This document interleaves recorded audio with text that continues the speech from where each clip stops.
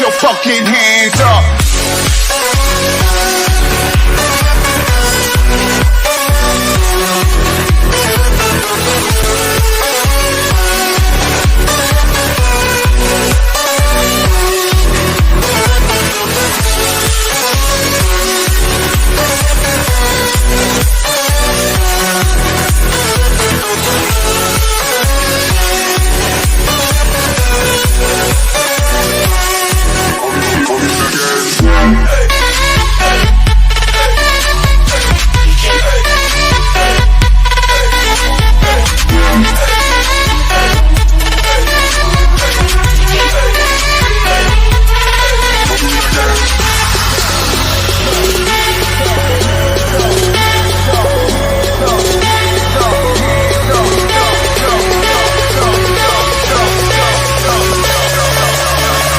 Put your fucking hands up.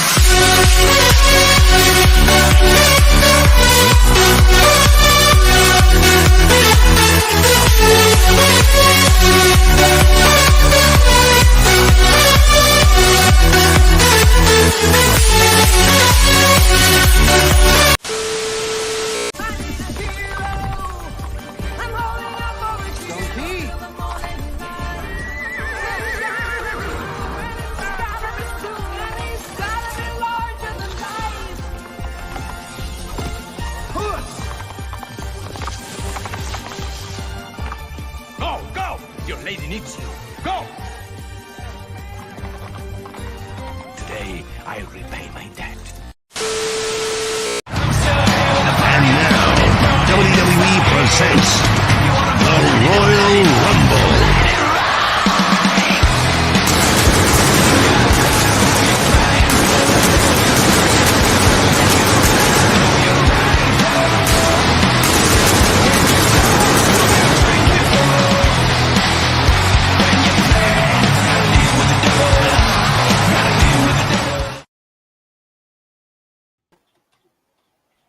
Uh-oh. Boomer! I know. What happened? Ryan's not even here to fix it. Oh, hey. Oh, there it is. Hey! Hey. Welcome. I'm R2, and I'm filling in for Ryan tonight. We're off to a great start. This is Friday Night Royal Rumble. Thank you all for being here. I've got a wonderful panel joining me. Well, you got... Almost. We got 4 out of 5. Yeah. Yeah. I didn't even have to say anything else. They reacted perfectly for it. How you guys all doing tonight? If I was any more amazing, I'd be illegal. Wonderful. I am doing deluxe. It's Friday, it's the weekend, and I'm ready to relax. I'm ready to hang out with my friends. I'm ready to crack a cold one and get the weekend going. Yeah, where's the beer? Bring it on. I am currently at an undisclosed place right now where they don't have it. Ah. Somebody's got But his Joe Jameson. Joker does, so it looks like I might have to make a Vegas trip soon. There you go. We're doing our, which, R2, did you know that Nomi is delving into the ASMR world now? It's true. It's true. Oh, really? Yes. Joker. She eats chips. Yes. She eats chips. You eat chips? I eat chips. It was a huge hit a few weeks ago on the Game of Thrones stream where everybody's like, yeah, keep doing that. And I was off camera, so people couldn't see me eating chips, but people could hear me eating chips. Potato chips, tortilla chips? Both. Both? Wow. I was eating it with avocado salsa that I made. Yummy. Salute, kids. Here's to Friday. Yeah, Friday. Water. Friday. 20, Well, I can't awesome. drink. How many more years for you, Shadow? I'm 20. I got like a couple months and then military service, so I won't be able to drink anyway. Yeah, I was going to say my comment the other day is even more true. Yep, I am old enough to be your dad. Everyone pretty much everyone in that chat is old enough for that. Yeah. Who allowed you on here? Right. Ryan did, Well, that and makes a lot of JV sense. regrets it every day. All righty. Well, let's say hello to the chat. Well, of course, there's Larry first. Though I do think That's Shadow right. came in like right away when Ryan put up the stream to make a comment, but I think it got deleted. I basically told Larry, you got to like it to be first because he hadn't liked it. Okay. Hey, Larry. Hey. Oh, his You're mic's muted. off. It's okay. I did that the other day. We got Jacob Ironside here. Sup, Jacob. Joe? Thanks for coming. We got Keely Chow. Hey. Keely, Roll Tide! For being here. War Eagle, I'm going to probably say your name wrong. Zeigler? Village. Zillage? He's one of us. I just realized I MFers. was muted. No, I had said something hours before Shadow said anything. Oh, okay. Yeah. So you truly That's were why I hurt. said I had immunity because I had said it several hours before you said something. So there. Out of semi. And there's Sam. Thanks for being here. Damn. And I got my lovely wife here. She's Aw. watching downstairs. This Hello. is. I ate hot Cheetos with cheese the other day, and I actually was reminded of your wife. I was like, Mrs. R2 eats hot Cheetos with cheese. Yes, she But does. do you eat Cheetos with chopsticks? I did, yeah. Sometimes that too. It works. It works. It keeps your hands clean, so you don't have to lick the cheese off your fingers. That's the best part too. Ew. Wookie be bad. Hail all. Wookie. Thank you for being here. Howdy, Wookie. Okay. And we got Rolando. Rolando, what's Howdy. up, boys? Orlando. Welcome. And we got Nerdy Neo, aka Broba Fett. What am I doing in that spot? I'm filling in for Ryan. Ryan wanted to take a night off, and It's a hostile takeover. yeah. No, he's spending time with some family there, where he is. So, But really, he's on a date. was he really on a date? I don't know. He could have lied to me. He could have been like, "Oh no, R2 will tease me about that." That's about as likely as likely as this one having a date. So Yep. I'm invading. Shadow has a good chance of getting a date. I soon will have a gauntlet full of channels at my disposal. yes, You know what? He's True. not wrong. Yeah. Yeah. he's not wrong at all. We should get Beard on here to join us. Oh, throw him a link. Yeah, send him a link. Yeah, I'll do that here in a sec. We got Sean D. Sarcasm. Oh, no chips tonight. Dang it. Let me see what I can find. Hold on, Okay. Sean. Okay. Wow, we're Because we all know R2 loves ASMR. Yeah. It's Zombie Man, what's up, Awesome. buddy? Welcome. Yeah, who else we got? We got Duke Devil here tonight. Yes. Not mixing up a rusty Mandalorian Joker. That's the we were talking about that on his watch party, and it sounded like a cool little name, and I'm like, damn it! Now I have to make a drink called Rusty Mando, and I think we came up with something. Mountain Dew, Code Red, and Southern Comfort. I'll pass. I'm not a big SoCo fan. I've got no clue what any of that means. So Of course you don't. So just shut up. okay. All right.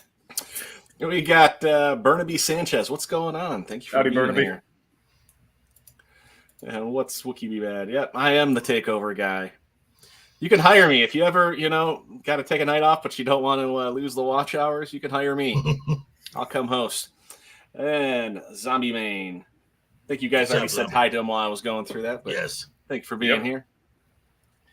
Oh, he's got stuff that he needs to get done, so he'll be lurking a little. Alrighty. That's code for he's cleaning his guns.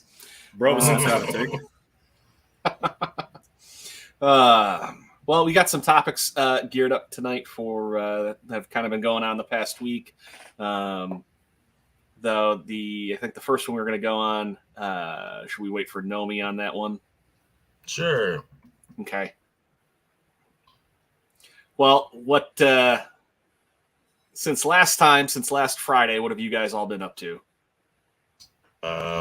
Watching Disney crumble. Yeah, we're definitely gonna be talking about that. Just got. How? Well, there's also something that's been exposed this week, which we've all known for some time, but now that the mainstream is finally catching up, we get to say that we've been right this entire time. Rotten Tomatoes is corrupt. Shocking. Yeah. What? Who was surprised to hear about that? I, for one, am flabbergasted. Never. Not at all. Howdy, Tim Talk. What's up, man? Hey, Tim. No clue, Zillage. Now, I don't think I read any articles on it. Did it come out and say that they were pumping up critic numbers, or they were pumping up the regular folk Critics. numbers? Okay. Critics. So what they were doing, they were this company that they did a experiment to promote as Andre from Midnight's Edge called it, a misandrous take on Ophelia, starring Daisy Ridley. Now, when it was released, there was like 13 reviews out, and it had the aggregate score was a 46, which is certified rotten. So they decided, let's see what we can do. So instead of going to the top tier critics, they went down and went down to the dregs, who are kind of like self-published, but still track on the site, and they offered them the money to the tune of like $50 a review. So that's how much your soul is worth. $50 to write positive reviews, and within 10 days, the score went from 46 to 62. So that's how Grace Randolph has made all her money? Pretty much. $50 at a time? Yeah. It is Hollywood. I'm just saying. So what kind of chips did you find? Oh, I'm boring, so I don't have chips. I have yogurt and granola, so maybe you can hear some crunchy sounds with granola. So give me some crunchy. Here we go, folks. Okay, folks, just and a little granola.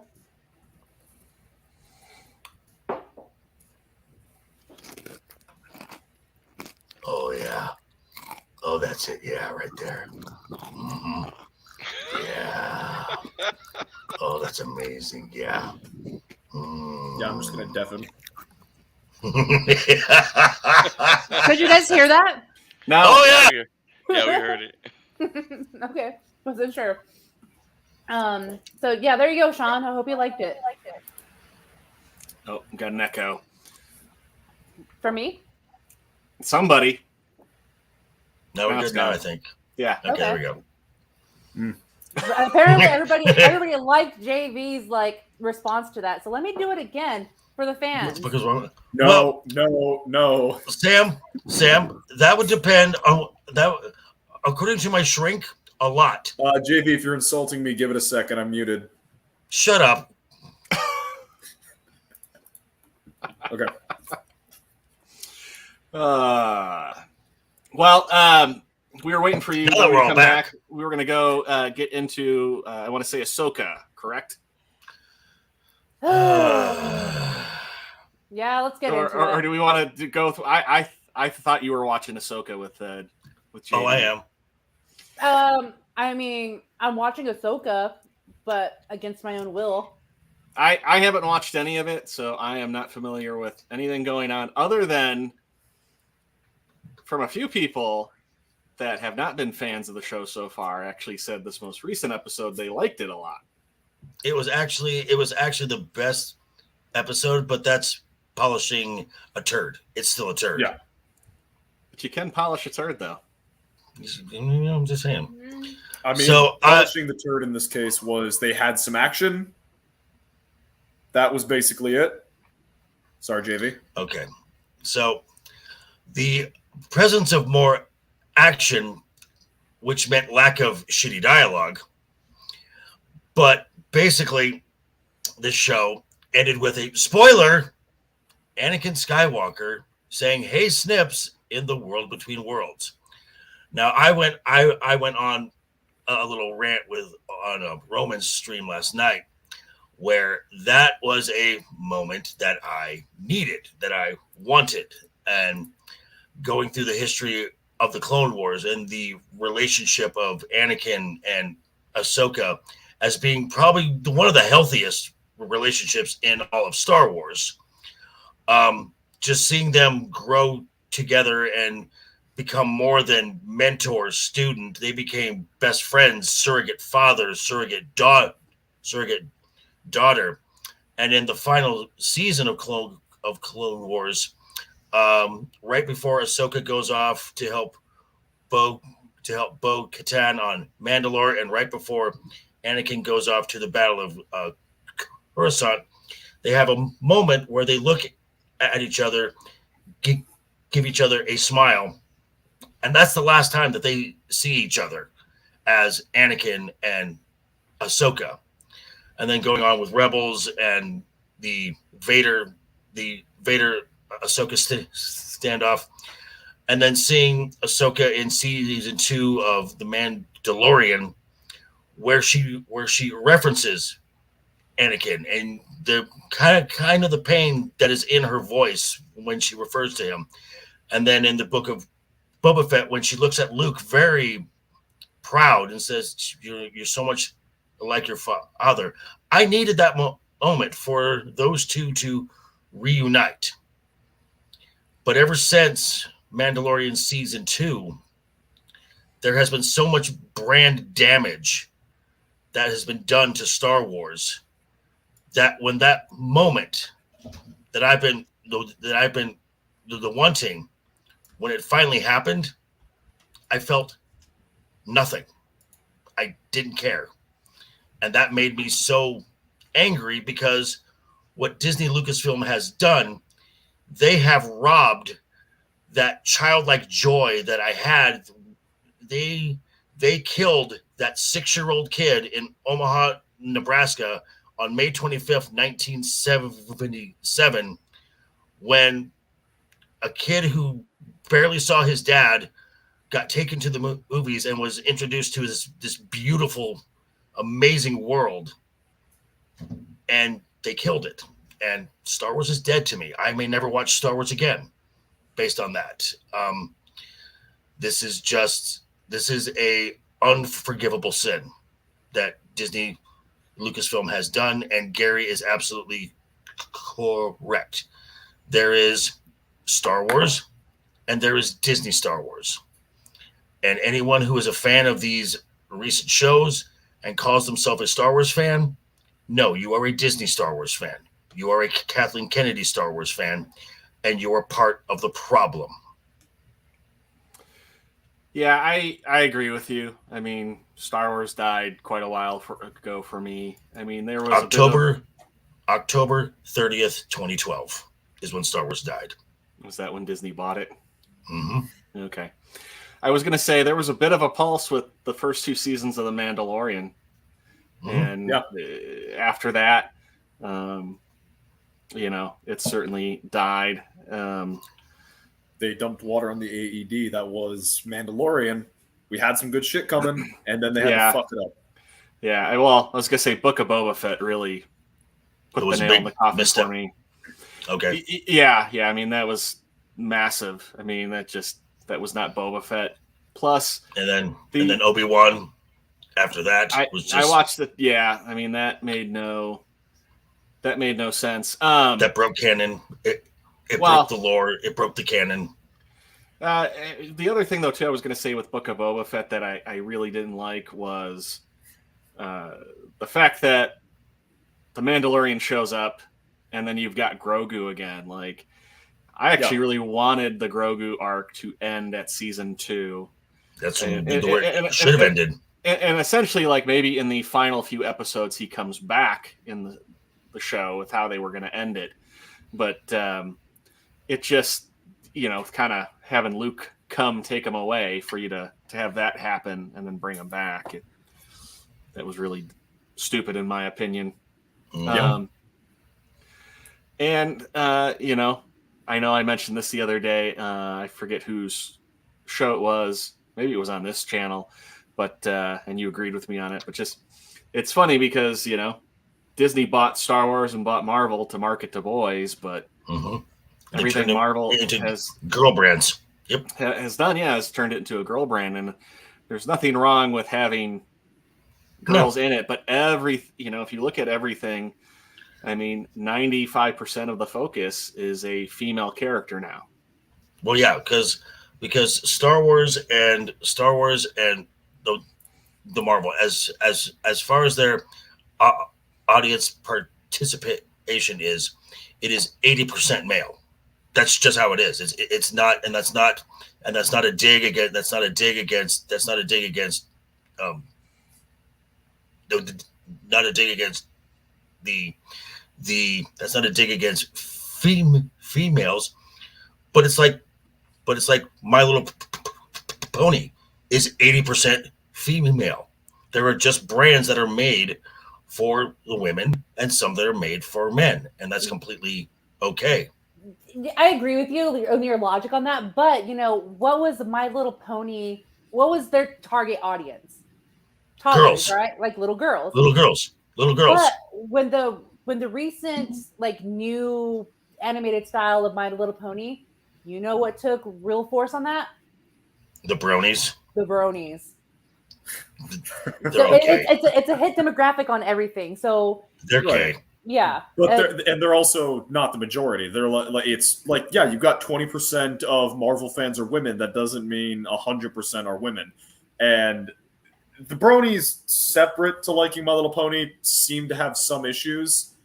I've read that there, for some reason, is a higher rate of neo-Nazis in their groups, which I don't understand how that happens. I've got something to say about that too. Let Shadow finish. Oh, I did. Shadow. Okay. No, I did. That's why I was quiet. So the Filoni, he's the savior. He's the next George Lucas. He's the heir apparent to George Lucas. He's been his apprentice the whole time. No, he hasn't. After Mando season 2, with the triumphant return of Luke Skywalker, Kathleen was not happy about that episode at all. A few months after that, Dave Filoni gets promoted. The only person who could promote Dave Filoni is Kathleen Kennedy. So he gets promoted to executive creative director. He's in charge of all the stories now. Everything post Mandalorian season 2 has seen a sharp decline in viewership ever since. And someone pointed this out to me. They had a little tweet that had Ashoka and her code name Fulcrum underneath. Most people wouldn't think about that normally. Now, in the OT and the prequels, we saw Anakin Skywalker. Hey, Tom. Hey, Tom. So we have Anakin, who was referred to as the chosen one, who would bring balance to the Force. Fast forward to Rebels, and I believe it's season 4, the episode Twin Sons, when a dying Maul asks Obi-Wan, is he the chosen one? And Maul is referring to Luke. And Obi-Wan says yes. And he said he will avenge us. He will bring balance to the Force. Okay. So season 1, the crew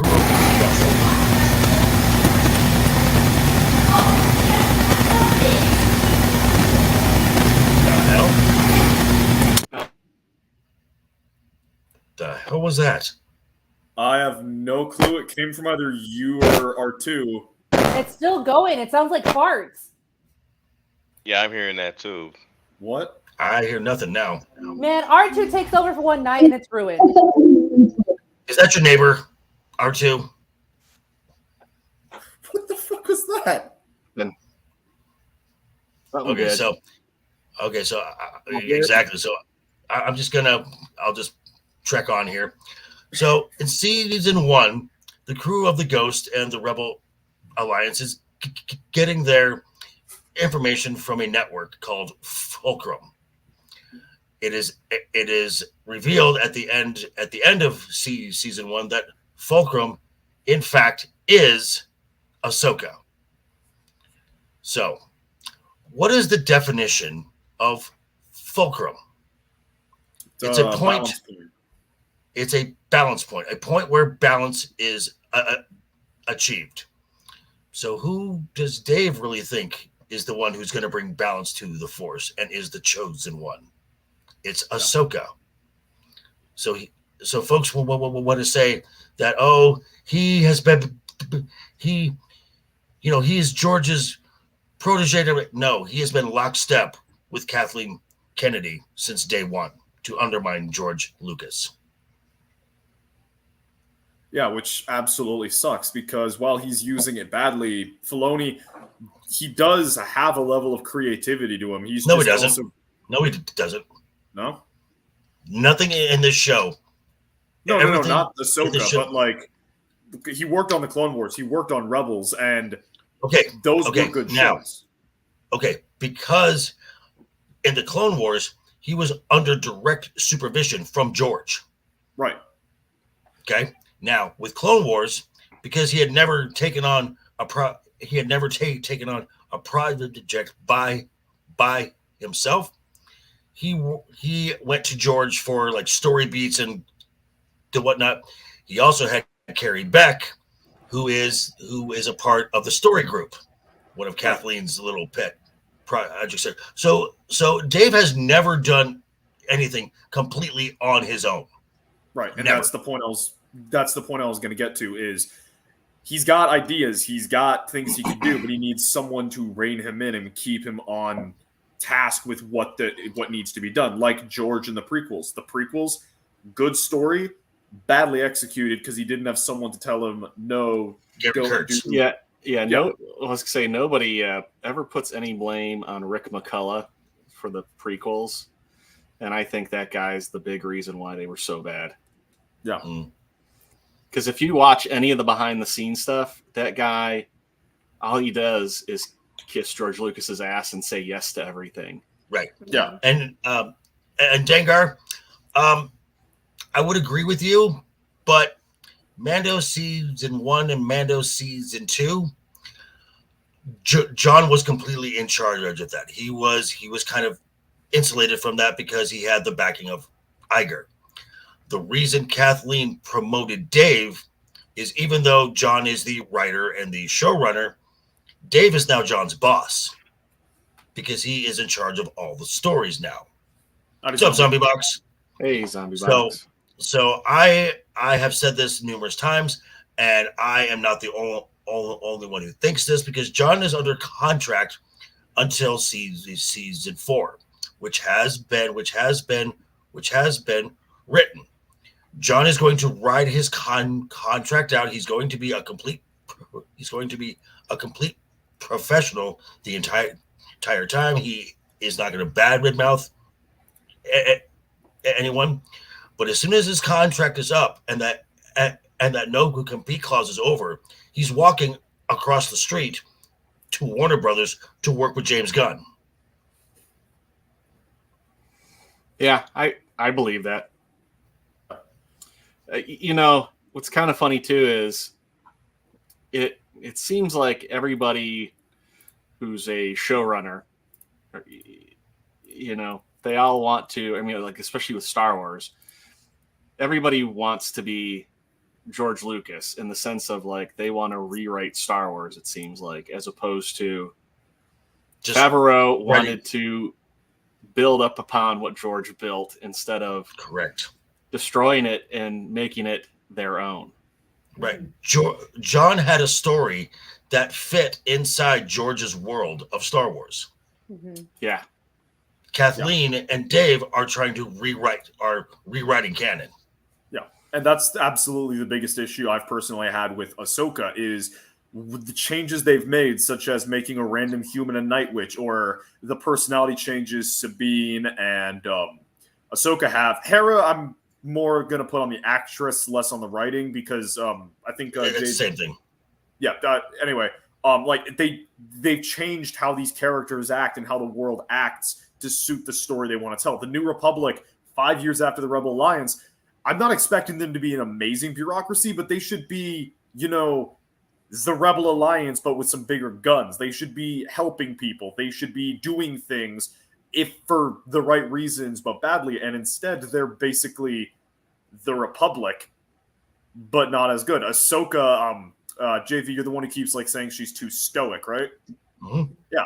Now, if they explained it with the decades are finally catching up with her, and they actually commit to she's gotten older, okay, fine. But they don't do that. Sabine, she's not the neurotic paint everything that we knew from Rebels, but at the same time, she's acting like a child, abandoning a celebration to go speeder bike racing or to go pick a fight with someone, and acting like a child when shooting at starfighters. But she's also mature enough to not act as Sabine did as a kid. It just makes absolutely no sense. It's nonsensical. Larry, your thoughts? I think you're right. I think he's gonna weather the storm, ride out his contract, and then gonna walk himself right across the street. Because if you think about it, regardless of what position or title he gives, Kathleen Kennedy is gonna loom over and tell him what to do anyway. And my belief is that she'll use him as a shield, so when things continue to go south, he'll get the blame instead of her. Right. And as far as John goes, I mean, a lot of folks think that John is going to be the new. Some folks think that, well, if they make John the new president of Lucasfilm, John is not employed by Lucasfilm. John is not employed by Disney. He is a 1099. He has his own. He has his own production company, and I think John likes it just being, as of right now, just being a hired gun. Yeah. I agree. And I like him being a hired gun. Give him a budget. Give him, hey, this is what you're allowed to do, and let him do what the fluff he needs to do. Oh, don't get me started on budgets, because wow, I dropped a video this morning. Hoo-hoo. Well, I will say though, I mean, if you look at what Jon Favreau is responsible with the MCU and with the Mandalorian, I mean, he should be a chief creative officer, right? And some of the stuff he's done for the live action, Cannoli. Some of the stuff he's done for the live action. I mean, you can talk about them on their technical merit, but they were both. But Jungle Book and A Lion King were both very successful films. Mm-hmm. Yeah. Well, and thank you for coming to my TED Talk. I'm going to go. I'm going to go take a break. I will be right back. Enjoy the lung cancer. But it was good. It was a good TED Talk because it's an amazing TED Talk. Yeah. Oh no! See, no one JV's watches always these got for the good rest of takes. us. They show up for JV. Yeah, I saw his video earlier. I was like, yeah, I see it. It's already happening. Well, the next topic, I am waiting for Tom to show up because I feel like he will be. He'll have some good insight with that one. But is there, out of the other topics we have, does anybody have a particular one? Weren't we gonna talk about One Piece, or are we saving that for when Lily's able to show up? I haven't seen One Piece yet. Okay, but I don't mind. I mean, we can talk about it. I'm not familiar with that, but I saw the trailer, and I was impressed as well as I don't want to say disappointed, but like underwhelmed at the same time. I will say I have not seen the anime it's based on. I am tempted to watch it, but it's 15 seasons, so that's a Good luck with commitment. that. Ooh, that's Well, the reason I say I'm underwhelmed, a few of the characters seem like they couldn't open up a can of food to save their life. That's how they look. That's how they look in the anime too. But Okay. as Yeah, it I've goes seen- along, their crew, they get a bigger crew and they get stronger. Like basically Luffy's like Goku basically. mhm. Gotcha. Alright, Bush. JB went to have a quick break. Yeah, some lung cancer. I will say, just like to kind of touch on this, One Piece, I think the weakest parts of One Piece are the fact that it is trying to faithfully adapt an anime, in the sense that like they will do certain things that work in animation that don't really work in real life. Like Luffy's like his stretchy powers, they look fine. Like the CGI work is good, but it's one of those things where it looks better in animation because it's just really freaking weird to look at. Or something that looks cool in anime, like having a metal jaw, doesn't really work out in real life as well, just because of like you can't really be as stylistic with real life. That's all I'm really going to say. I'm not going to get into spoilers, or because like Nomi said, save it for Lily. Hey Ryan. Sure. Well, they can only do so much. I mean, Oh yeah, no, I don't know what Netflix's budget. I don't know what kind of budget Netflix gave them. I think it was good. Like, it's a well-made show. The characters are well acted. It's well written. The only big complaint I have is that it's the nature of what they're doing. Just like if you tried to adapt Berserk as a Disney style animation, it's not going to work simply due to the way Berserk is drawn. It's one of those things. I'm also a jackass, so I'm going to be a picky jackass. No, by all means, be a picky jackass, because I'm always going to be a fan of the original if it follows the books. So from what I'm seeing, Netflix is kind of following it. Maybe they've learned their lesson. Like, hey, maybe like we did a really crappy job with The Witcher, and we see the numbers. Let's not ruin One Piece. Well, the other thing that I heard was that One Piece is the way that it is because of how bad they messed up Cowboy Bebop. Yes, that too. I never watched that either, but I mean, I remember hearing everybody just like, "Ugh." Yeah. You know? I only saw the trailers and a few clips from a review. They butchered that show. They butchered every single freaking character. I was going to say, Valentine is turned into a fucking joke. Though the girl who played Faye Valentine kind of makes me think of like she was the precursor of Rachel Zegler, because she was like really like smug and snarky while promoting that too. Most celebrities are smug and snarky. It's just they've got someone holding the leash so that they don't say that in front of a camera. Any modern female in Hollywood is going to be smug and snarky. The majority. There are still some decent people, just like you've got some bad people in good communities, but yeah, that's an exception proving the rule. Wookie, I'm not saying to hurt Berserk. I'm just stating, I was using that as an example because I love that series. No, you don't. Do you want me to pull out the 4 deluxe editions I have? Shut up. So while we're waiting on Tom, who's got the dad jokes? I was told there'd be dad jokes. How can you tell a blind man at a nude beach? I've heard this one, but I can't remember the punchline. I mean, it's not that hard.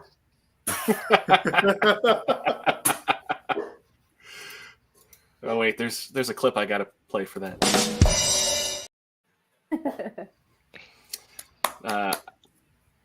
How does a hippie polygamist count as wives? One Mrs. Hippie, you Mrs. Hippie. Yeah, you said that last week. Oh, did I? Yeah, that's all I got. Sorry, man. Most of my jokes, most of my funny jokes are all racist jokes, so I won't say them. Did you hear? Oh, speaking of racism, I was supposed to play this for Larry. I'm so sorry. Oh, my lucky stars, a Negro. Yes. Yeah, That was- Samuel showed me that a few days ago. That was just for you. we're gonna okay. So Look at Nomi's face. did you hear about the man who got third-degree burns all over the left side of his body? No. He's all right now. It sounds like Tom right now after a spider bite. I got one. Why did Santa Okay. Claus buy 3 gardens? Why? What? For his So he can ho-ho-hos. What do you call a girl with one leg shorter than the other one? Nomi. What's up?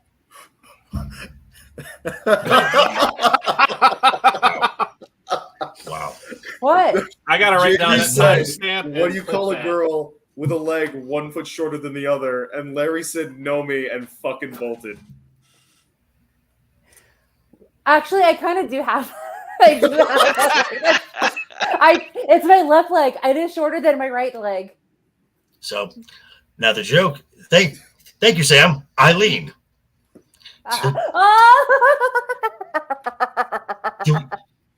Here Hey, we go. Sam, that happens to be my wife's middle name, so watch it. Now, Come on. what do you call? Dexy's midnight runners.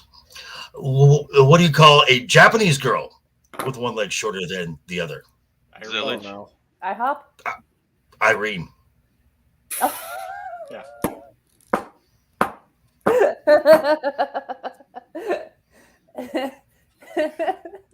Larry, feel free to be racist. Okay, I got one for you. What do you call a black man with a bicycle? Thief.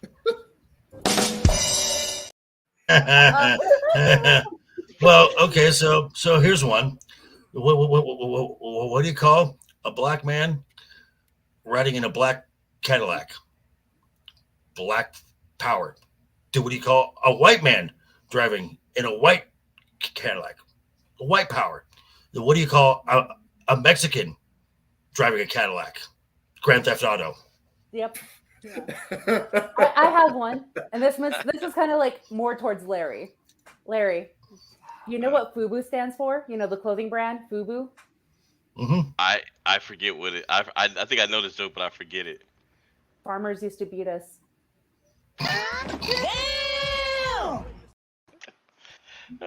Yeah. Wow. All right. Was that too much? I'm sorry. Oh, that was good. Actually. I was gonna say, Naomi, aren't you supposed to leave now? Wow. Oh, well, Wookie. Okay. So a black guy and a Mexican are riding in a car. Who is driving? The police The officer. cops. There you go. Yeah. Okay. There are 6 guys. 5 tall black guys, and the white guy. What's the white guy's name? Boosh.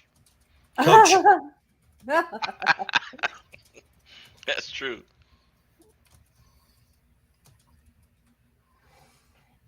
I Sorry, can't think of. I'm just sending a message for help right now. I knew it. I knew it. Oh, wait, Sam made a leper joke. Okay. What do you call a leper in a bathtub? Stew. Oatmeal. Wow. Oatmeal. I think Ryan's afraid we're gonna close down his channel. No, that was my message right there. That's me typing. Yeah. So. Yeah, the Okay. stooge. Oh. Fine. One more. What do you call?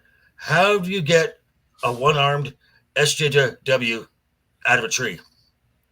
Ooh, that's a good question. How? You wave at him.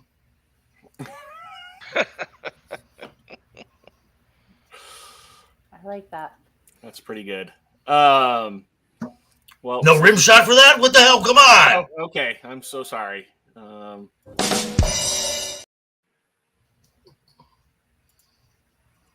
Bravo, thank you so much. So let's just since Shadows are on, and this is a kind of a little curveball, but it's Disney related. I'm wondering what the kid thinks about the now renamed for the third time, the renamed what's that witch's name? The one that got her butt kicked by the Scarlet Witch. Agatha Harkness. Agatha Harkness. They have renamed it for the third time, and Yes. 1 minute it's not coming out, the next minute it is, and I'm like, okay, is Disney even gonna be around before this show comes out? Where'd JV go? I heard a beep, and then he got disconnected. Thanks, JV. Everything, yeah. I mean, he's still here. Everything got disconnected. Now he's gone. So wait, Larry, where's the question in that? What are your thoughts on it? I think that Agatha's only really relevant because of a song that was kind of catchy. Aside from that, I don't really care. I tapped out of Marvel completely after Loki. The only two projects I was excited for after that were Black Panther, and then Chadwick Boseman died, so I lost my excitement. R.I.P. And then Guardians of the Galaxy, because James Gunn, while he is a fan of the island, let's go with that. He knows how to make a film. He knows how to make a movie. Yeah. Yeah. Aside from that, haven't really thought about Marvel too much. Haven't really cared about Marvel too much. Completely done with Disney, honestly. The only reason I'm watching Ahsoka is because Ray Stevenson is in it. Mm-hmm. What about you, Naomi? I've only seen the first episode of Ahsoka, which is the one where Sabine gets stabbed, and that's where my huge issues were. I was like, okay, Qui-Gon died for nothing. Yeah. Females can recover from, I don't know, I would say more than third-degree burns. So that's the logic's not there. But Nomi, Ahsoka was there, and she could have had a medikit. Yeah, but she didn't. Because I've played a video game, and in the video game, medikits fix lightsaber wounds. I had someone tell me that. It was either Star Wars Commandos or Battlefront 2, and they tried to argue that because you can get healed in those games, that you can get healed in Star Wars. And I'm like, that's a game mechanic. Yeah. That's not how that fucking works.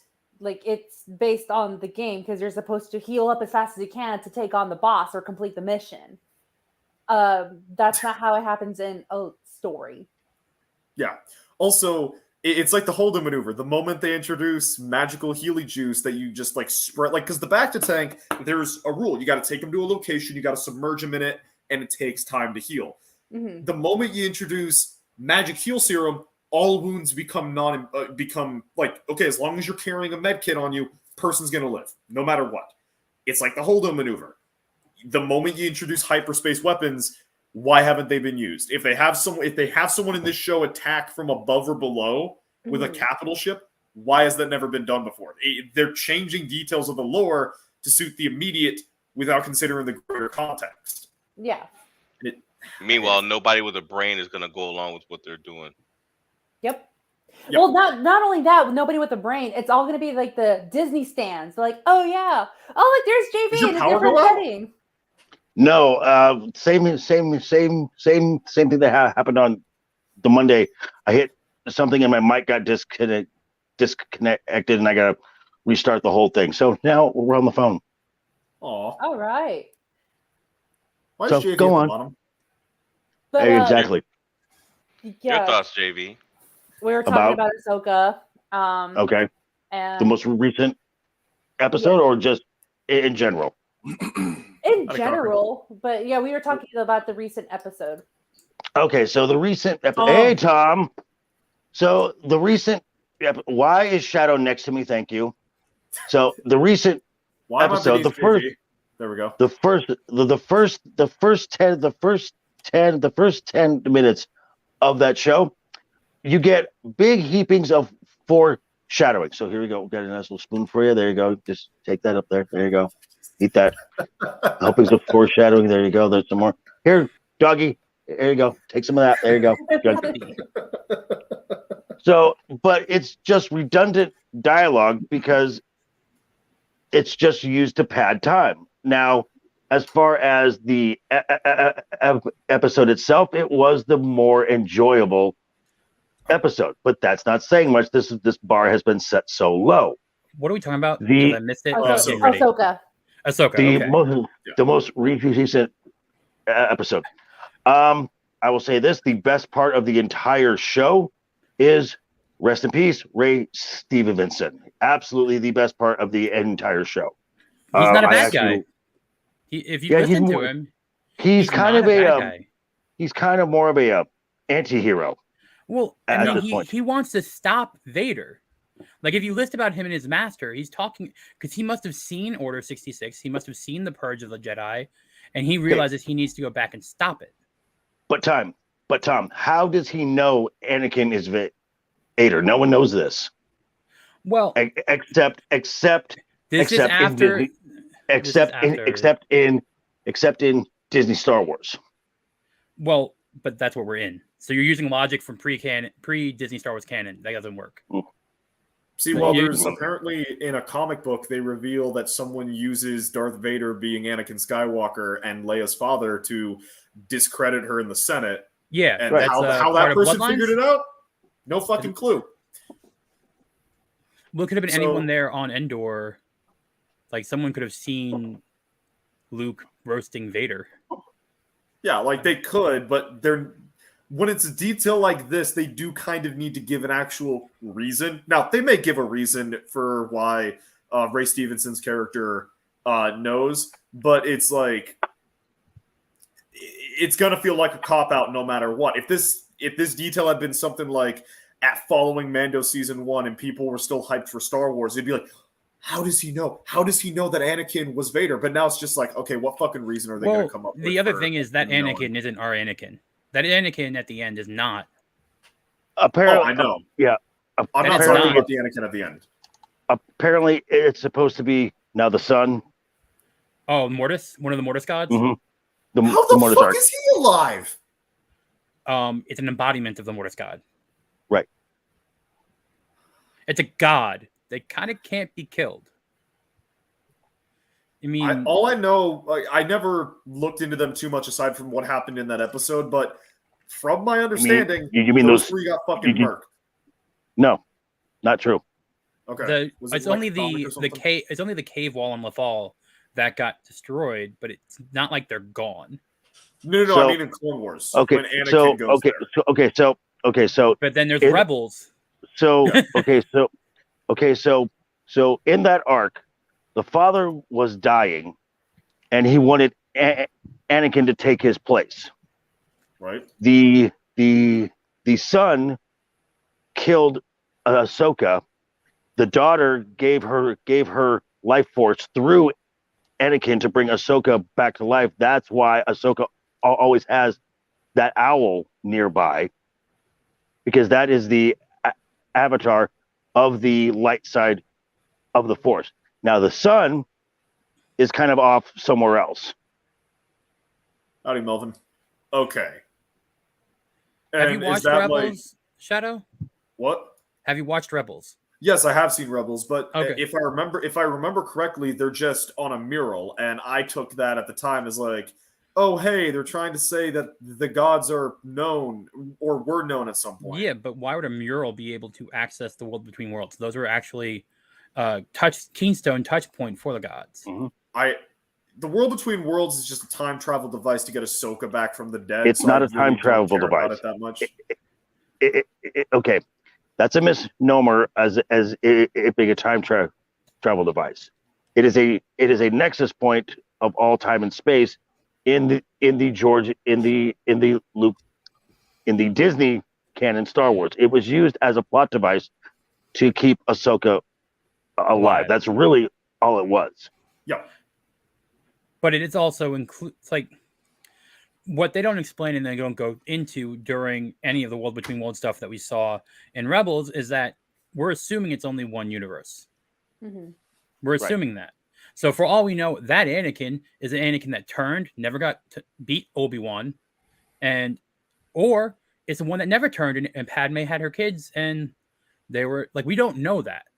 And Oh, that's great. Multiverses now. Wonderful. Because that's It's that's original. just I more love lazy it. writing. Yeah. I agree with JV on this. I don't want multiverses. Put it this way: I don't want to hate Star Wars.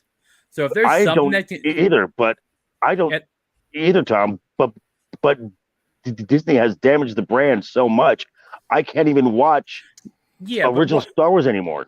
but after seeing Anakin, the Twitter space all went crazy for little Anakin scene, just like they went crazy for Luke. It still trended and stuff like that.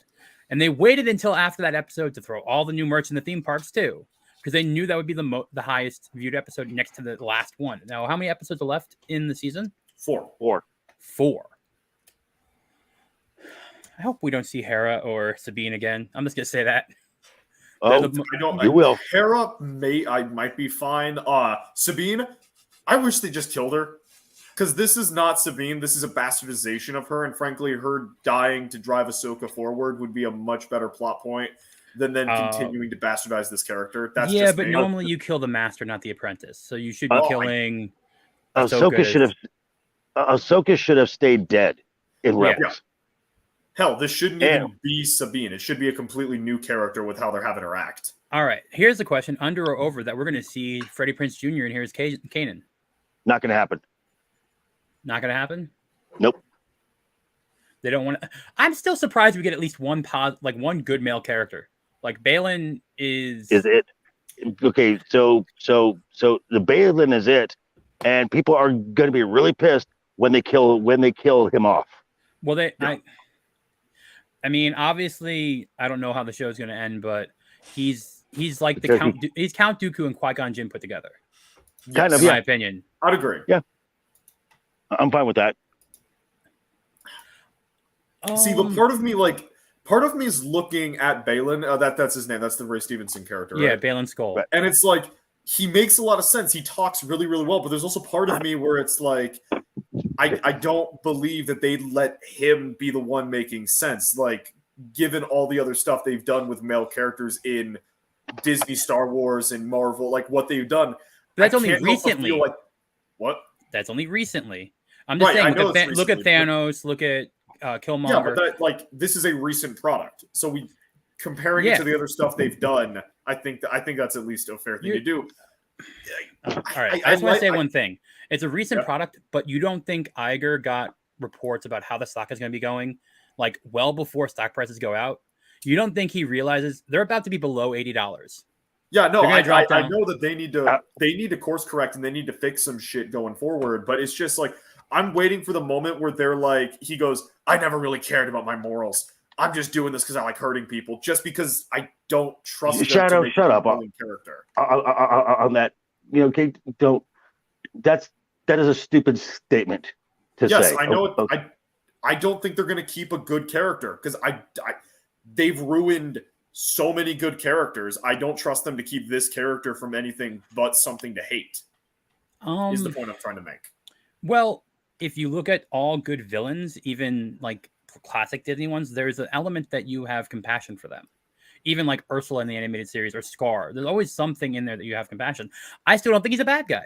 Nothing he has done. And also, what's the point of Morgan? If she's a Night Sister, why wasn't she using her magic in Mandalorian? Thank you.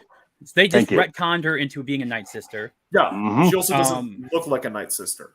She's an Asian-looking human. She's not a Zabrak. There's no white skin because she's like, I am putting on makeup. That's what the lady said. I am putting on makeup, and they want to have their diversity quota. Mm-hmm. But you also you look, and that's where Thrawn's going to be, because from the trailer, Thrawn was in her ship. Right. So I think we're not going to see Thrawn until the last episode. Or at least the last two.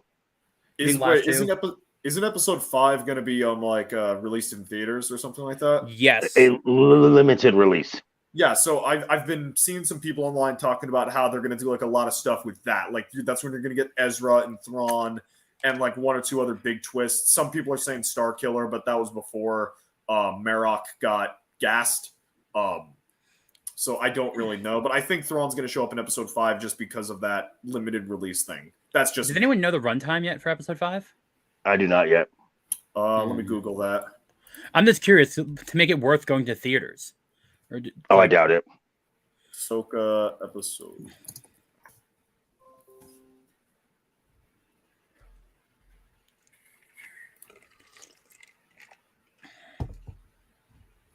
The other thing is, I think a lot of the people that work in these companies actually don't really. There's like a couple of people inside the company that follows whatever ideology Disney's spewing out, and those people are not all of them. So there are well. Okay, well, in that case, Tom, I would say that there is something to that, but the problem is it's the people who have the most influence. Like with Lucasfilm, it's KK, Dave, and the story group.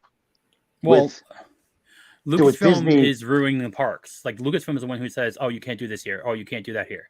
The Parks and Operation wanted OT characters since Galaxy had opened. And in Disney itself, it's the board. It's the board who are all Iger plants. Well, they're going to go down. My guess is D23 might do better than people think, especially since the leaks for Shanghai for Zootopia. They are pulling away from screens. They're going back to animatronics, and they're definitely trying to pivot the park side of things. I don't know. I think that I want whoever's working at Disney to leave. That's get fired. That's doing bad things. But whoever wants Disney to burn, you should never want an American institution to die. That's kind of my say. It's like almost it's 100-year-old company. Like, Tom, I agree with you. Like the idea that the 80% of the people working at Disney are like, I mean, if you look at the amount of work that goes into these shows, that like goes into the costuming, the VFX, the cinematography, the lighting, there is a level of like passion and work that goes into these things that I can't believe that the people working on them don't thoroughly enjoy their craft. It's just they're stuck with a bunch of people who don't know what the fluff they're doing. Well, I mean, most of this does come down to the writers. Mm-hmm. Yeah, exactly. And most of it comes down to the writers and producers. And the directors at times. Yeah. And I will say, I know Shadow's young. Don't any of you remember the prequels and how everyone hated them for the most part when they came out? So, I didn't. Well, a lot of people did. I'm too young to remember 9/11, so I remember loving them as a kid. That's where I sit on the prequels. I'm just saying that I watched the prequels. I was 11. I was the target audience at that point in time. The only thing I liked was the Maul lightsaber fight. Yeah. And that was it. Like, okay. Anakin in that movie was a pain in the butt, just like Rey was a pain in the butt in the sequels. Like, if you think about it that way, like Anakin was a Mary Sue. Just because we know he's going to be Vader. So I just think that Anakin was not a the only reason he wasn't was because we knew he was going to become Vader. In the Phantom Menace, he absolutely was. In my opinion, if he was aged knew how up to 3 or 4 fly years, everything. I'm just saying, like, I hate to say it, we're all having hindsight. Like, okay, yeah, Rey was a Mary Sue. Anakin was too, kind of. At least in the first movie. In the Phantom Menace. And that's just then because of how young he was. Qui-Gon explicitly goes out of his way, like, holy crap, like, George explicitly puts in the midichlorians to justify that, hey, Anakin is packing more firepower than your average kid should be packing. And he's able to do the pod racing and all that because he has a high sense of the Force. He has to know he has a high sense of the Force, so he thinks it's all skill. That's understandable. I'm just saying that we can't forget how we thought of those and then say, all right, like, it's just, I hate hypocrites. Yeah. That's my opinion. Well, also, the issue with the prequels the issues with the prequels weren't ideologically driven. They were driven by the fact George Lucas is a creative, and 90% of creatives need someone to hold them back from going overboard. The issue with the sequels came from the fact that it was a mixture of ideologues wanting to push their ideology and businessmen trying to force business into art. Because if you look at a lot of for example, Finn, right there, you've got the story. You've got the main character of the story, a stormtrooper who doesn't want to be a stormtrooper, who figures out he's force sensitive and becomes a Jedi to fight. Like, that's a story. But because John Boyega doesn't look like the kind of person the Chinese like, he's relegated to comedic relief. I want to add KK one. wants the Force to be female, so you get Rey, and she's never given a chance to fail or grow as a character because that would imply young girls. And that came from part of it came from Frozen. I think Frozen was like my point because it came out before The Force Awakens and it made $1 billion and it was all girl power and stuff like that. And then you had The Hunger Games making almost $1 billion in each film. So I do want to bring up one thing about BlackRock that Bush McFadden. BlackRock owns parts of like, I don't know, 497 companies. Yeah, so if BlackRock you're saying, and Vanguard own corporate America.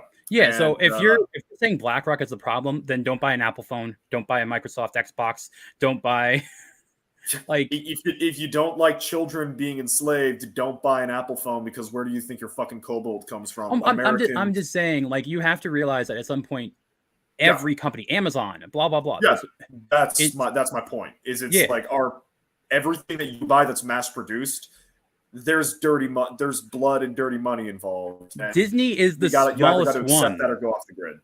I'm just saying, Disney is the smallest one. They have 6.9% in Alphabet Inc. They have 3.6% in Tesla. They have 14% in Apple. They have 13.5% in Microsoft. 5.7% in Nvidia. Like, it's Disney's like the smallest. Yeah, they're an entertainment company. That is about it. And the decisions they've been making has been screwing them in that regard as well.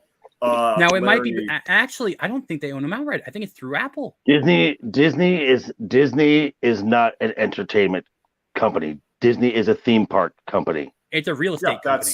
Wouldn't that classify as entertainment, or is that something completely different? It is theme park, real estate, and retail. Yeah. Yeah. Okay. That's fair. Because in my head, when I was thinking entertainment, I was thinking like, yeah, theme parks, that is meant for entertainment, and you buy stuff at the theme parks. But yeah, that makes sense. Bruce McFadden, I didn't mean anything by that. I'm just saying that you brought up BlackRock, and if you're saying BlackRock was a negative for Disney and that BlackRock's on the board, the only reason BlackRock's on the board is because Apple owns the majority share. If you look at BlackRock's financials report from 2013, or 2023, I mean, there is no Disney share on here. It's because of the shares of Apple they own. So that's my point. When everyone says BlackRock, they don't look far enough into the financials. Yeah. Well, also, Bush was, I think, specifically just trying to say that, like, Disney can replace anyone at a drop of a hat from BlackRock, and then I guess we just kind of dogpiled on him. Sorry for putting words in your mouth, but I was just replying to the BlackRock statement, saying that every company in America has it. Yeah. Like, Naomi, Larry, any thoughts? Or JV and R2? Well, we might be getting a guest. I wouldn't say a guest, but someone coming in pretty soon. But peace out, JV. Oh, Larry's back. Yeah, I'm back. I didn't realize you were gone. I didn't know he was gone either. You didn't notice sorry. me? I left it in the private message. You guys didn't see it? It got buried behind R2. My audio was freaking out. I may need to leave, and then just the list of topics. It's all good. Yeah, sorry. Oh, hey, Lily. Lily's here. Hey. I thought I'd bring a little more chaos. Just kidding. Bring it, chaos. We're talking about Ashoka. Actually, surprisingly, this is one of the chillest streams with the Ringmaster gone. Oh. So Ryan's not here, and this stream is super chill. I'm noticing a pattern. You know what? Yeah, it is super chill that Ryan's not here. Sam's or not like here. I have a peace in mind. Like I don't have to stress out. I don't get insulted. So yeah, it's been a chill stream. Dang, so it's all Susan's fault. It is all Susan's fault. Pretty much. Well, I've also got a gun to my head being told to behave, so there's that. Yeah. Oh my gosh. Yeah. And then with Lily coming in, I guess this will be my part to getting out because I have to take off now, guys. Aw. Yeah, we totally planned this. We're like tagging in and out. Yeah, we really did this. And they're like, okay, she's in the ring and I got to get out. Just kidding. Oh, no me. Why? I know. I wish I would hang out, but I got some dinner plans tonight. Got a hot date? It's more of a hot date with my parents. Gotcha. Oh. That's even more valid. Yes. Have so fun. and then this oh my gosh, you don't know how excited I am about this because we're going to Cracker Barrel and I love Wow. Oh I my love Cracker God. Barrel. Big Oh, I spender. love Cracker Barrel, but I can't go there because everything there kills my weight loss plans. Because you're banned? You're 86? Just get steak and eggs. Yeah, you can get Chicken get a fried steak, salad. baby. Yeah. You can get JV, fish. to answer your statement, no, that's only one place. And then Why I am see I not Village in the surprised? chat. Village says Lily made Nomi leave. That's exactly it. This panel can only handle one spicy Latina. Imagine 2 spicy Latinas. Man, this show would catch on fire fast. Okay, and then I didn't get a good response, so that shows that I'm out. I was reading what companies Vanguard owns. I'm sorry. I'm No very worries, fascinated by that Tom. now. I love how Shadu is like all the way at the bottom. Yeah, this is according to JV where I belong. And then JV And he's gone leaves again. too. Ah, Wow. JV. Yeah, but continue your talks of Ahsoka. I will be on Abyssal Musings later on with my host above me, Larry Knight, with Samuel the Infamous, and I don't know if I'll be on Screaming Into the Void on Saturday. Depends on something, but you'll see me around. I am Nomi Without You on YouTube and on Twitter, so you guys can catch me there. All right. Okay. Enjoy Cracker Barrel. Have fun. Bye. And I hear a mouse talking. It's probably JV. No. Yep. No, It is back. someone's audio sounded very high pitched, like chipmunk voice. But okay, I think it might be R2. He mentioned he was having mic problems. okay. I thought he just swallowed like a rubber ducky or something. But oh well. All right, Well, bye I mean- guys. All right. Bye. Oh, I didn't mean to make R2 leave. Well, I think he said he was going to have to restart. I'm assuming his mic might have went bad, or the Yeah, USB mine too. cord. That was me too. So that's been my Oh whole. wow! How long? What Was that? happened? The same Has thing this that been happened. happening on the show? It's been happening to me like every few seconds. So I've been phoning it in. You're a caller. Yes. So Lily, we saved talking about One Piece for you to show up. Oh, yay. I haven't finished it yet. I still have 4 episodes left. Yeah. Well, but we were also talking about the latest episode of Ahsoka. So your thoughts? I didn't hate it as much as the other episodes, but I guess That's fair. because they didn't really talk too much. So, That's what Is JV Balin said. enough eye candy for you? Is Balin enough No. eye candy in the show? well, the Not eye correct. candy showed up at the end of the episode. Oh, that really bad CGI Anakin. Well, Yeah. people complained with the no de-aging in Obi-Wan, right? Didn't people complain about that? well, Yeah, but that's this one is of those things. Oh, but this sorry, looks JV. really bad. But this looks Yeah, really Why bad. did Tom. they never get it right with Hayden though? Like this is twice already. Like it's one of those things where this is one of those things I will give some credit. Like I mean, yeah, it's badly executed, but like they tried. They heard they got the feedback from Obi-Wan. They tried to fix it, and they tried. That's And I'm willing to give them. Okay, I I don't. I I am don't not know, buying like, that for one. I am not buying that for 1 second. My guess is they couldn't afford the guy anymore. Yeah. Yeah, Shmook? that's what I was gonna ask. Shmook? I don't Yeah. know any Yeah. about like this showbiz stuff, so somebody explain it to me. Does it depend like how expensive their program is and who they hire to do it? Well, Shmook, Okay, it so- wasn't really about the program. It was with his technique. Like 'cause Right. he didn't use super fancy stuff. He just had No. to better artistically done. Luke Skywalker. After, yeah. And I will say, even Quarter Crew, when they did it, I think Quarter Crew kind of did it not as good, but they tried to give more humanity when they did their version. I think it's better than. Oh, actually, no. I think last Indy movie, it's better. I think for Harrison Ford, the young face in that is actually better. Okay, because this Anakin thing was whether it is Anakin or not is irrelevant. This was meant to kind of drive that. This was kind of meant to drive that Luke Skywalker. Yeah, it's a Twitter moment. Yeah, it's a trending Twitter moment. That's what it was. Mm-hmm. And the snips part is to get all the Ahsoka fans who are and crazy. I'm just gonna say it. Well, I went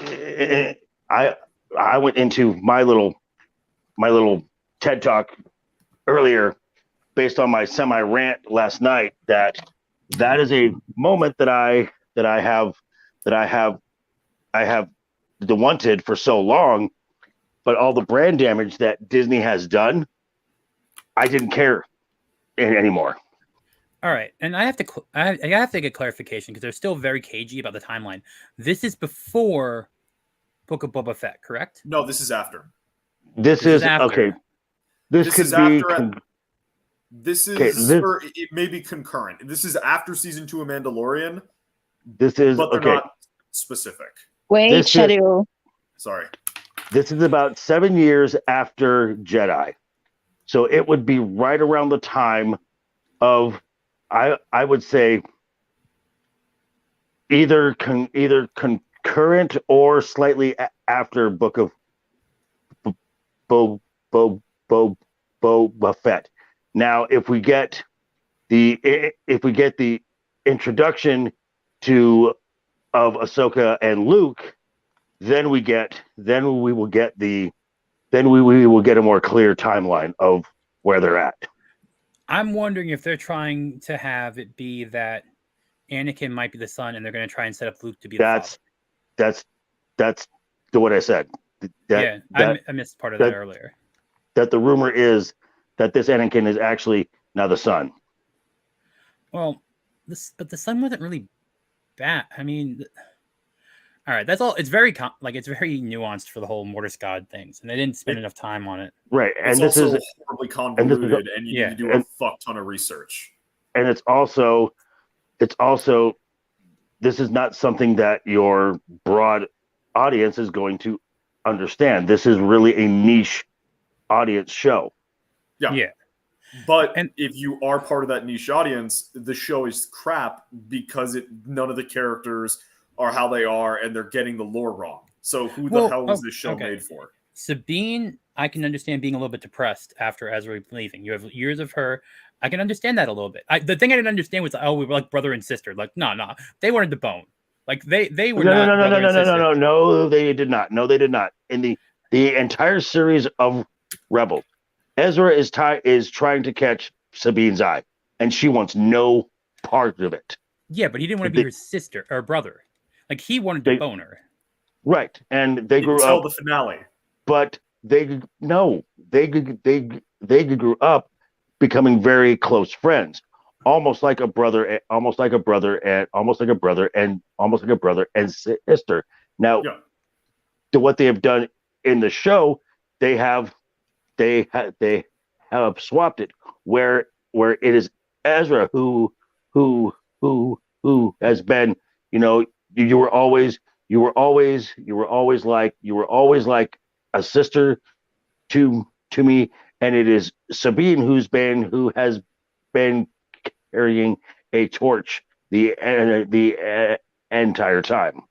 Well, at the end of Rebels, you saw that she was carrying a torch when she went up to stroke the face. I don't think that was like a brotherly. That was like she saw finally how good of a person Ezra was, or how much like the moment that a girl finally awakens, like, oh, this guy's really good. He's not just an idiot type of deal. No. But you know what the problem is? They're going to do a scene with Luke and Anakin together because they didn't do it in Book of Boba Fett, and they didn't do it in Mando season 2, and they didn't do a Force ghost during Book of Boba Fett, which would have been the time I would have done that, is have Force Ghost Anakin talking to Luke saying, see, how hard is it to train a Padawan? Like, you think this is easy? Like, I don't understand why there's no Force Ghosts in Disney Star Wars.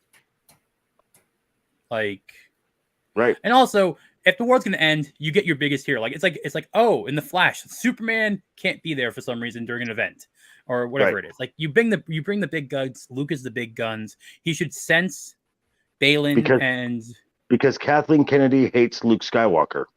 Yeah, I don't think we're gonna see Luke in this series.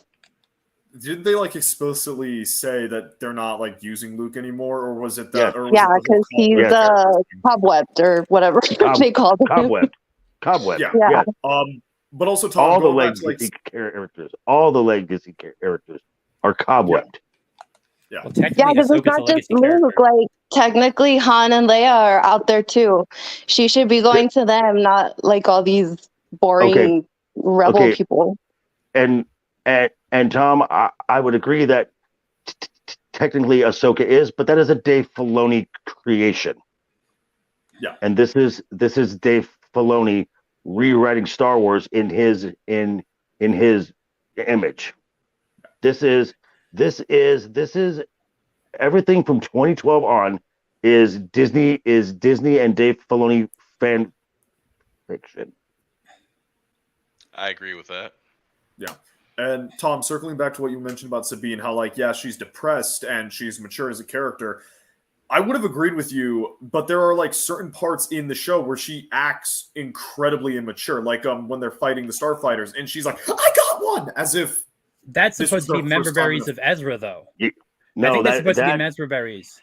that is supposed to be the member berries of Luke.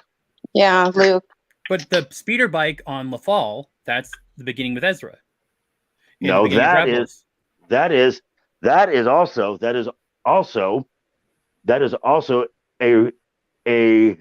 a ripoff of a major cinematic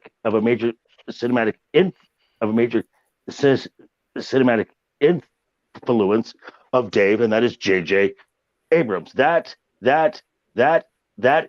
is an opening scene from J.J.'s Star Trek film. Yeah. Also, I would say that scene is even further a bastardization of Sabine because she is abandoning a celebration that was for her friends, for her family, for Ezra, who she seems to care about, and she's abandoning the celebration for him. But that was also before the end of Rebels. So the first two episodes were before the end of Rebels. Now I could understand if, say, Sabine is going through some PTSD. Show it though. Yeah. Show it. Yeah, it's the same with Ahsoka. They won't allow like, weakness. We're getting nothing.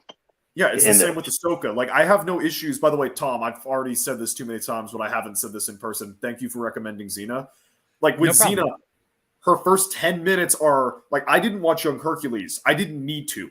But the first 10 minutes of Xena are showcasing that she has a checkered past. She has red in her ledger, that she wants to give up being a warrior, but can't. And then you have the rest of the show is episodic fun times with her past kind of showing up every once in a while. You don't get that with Ahsoka. You don't get a period of time that establishes why she is the way she is. Whether it's to explain to people who have seen her in Clone Wars and in Rebels why she is no longer basically Anakin's apprentice, why she's no longer this happy-go-lucky person, or for newcomers to understand why is she so cold, why is she the way she is. We don't get that.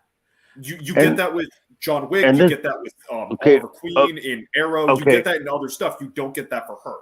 And here's the problem, and here's the reason why. Disney does not know how to do TV. The streaming TV world is breaking down stuff into 10 episodes, where initially a TV series was 22 or 26 episodes. So you got time to flesh out a story. In the case of the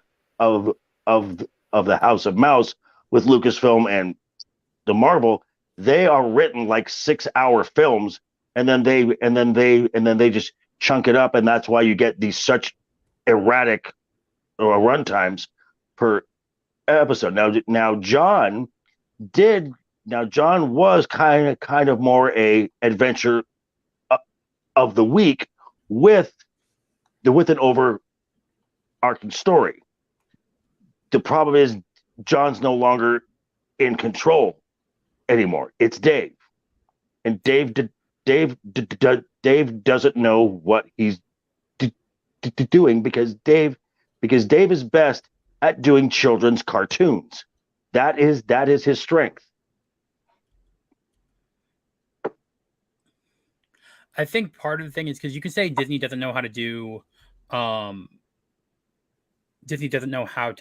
television, but they did television for like, I don't know, 40 years, fine. Like if you think about like the Disney Channel and stuff like that.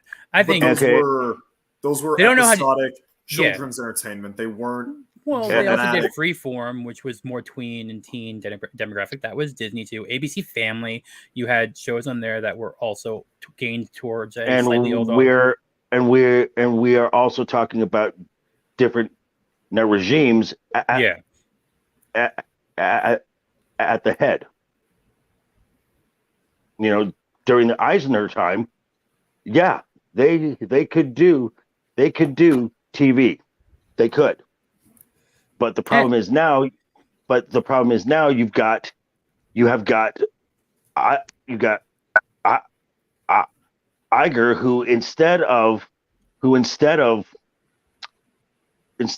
bringing in, instead of having a clear plan on how these things go, he's basically given his studio heads credit cards and just let them run amok. Yeah, that always works. And then they have also gotten rid of the most creative talent that they have had. So and it started with Lasseter. So when Lasseter left, the most creative mind that Disney had was gone, and then it was James Gunn. Also, the Russo brothers, they haven't come back. Yeah, true. They have not. But then again, they also tried to do a series for Amazon Prime, and it was terrible. But what was it? Oh, the Citadel. I think I couldn't get through 2 episodes. It was awful. Never heard of it. Exactly. Yeah. So, but yeah. So I mean, so Lasseter and Gunn were the last real creatives that they had, because a lot of people or the pixie dusters love to say Kevin Feige.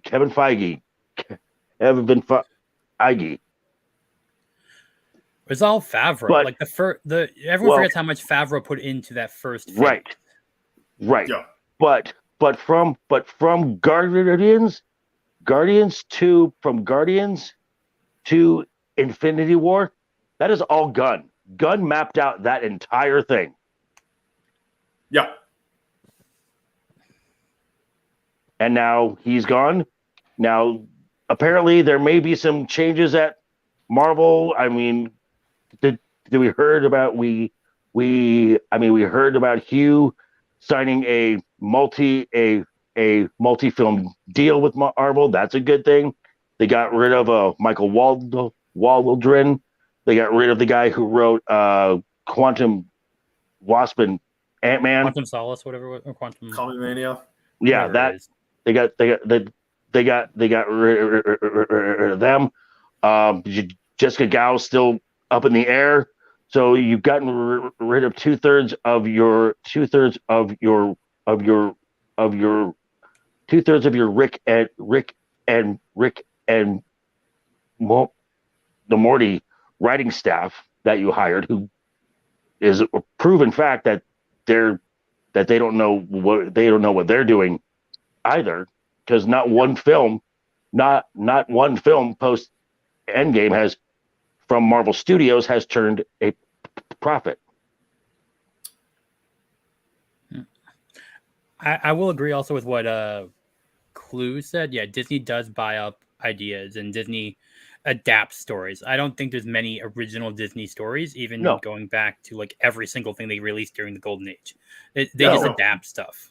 It's Right. all, which I mean, to be fair, that's most stories that are told. It's something that existed before. But Disney very specifically will go and find something, slap a coat of paint on it, and go, "This is mine.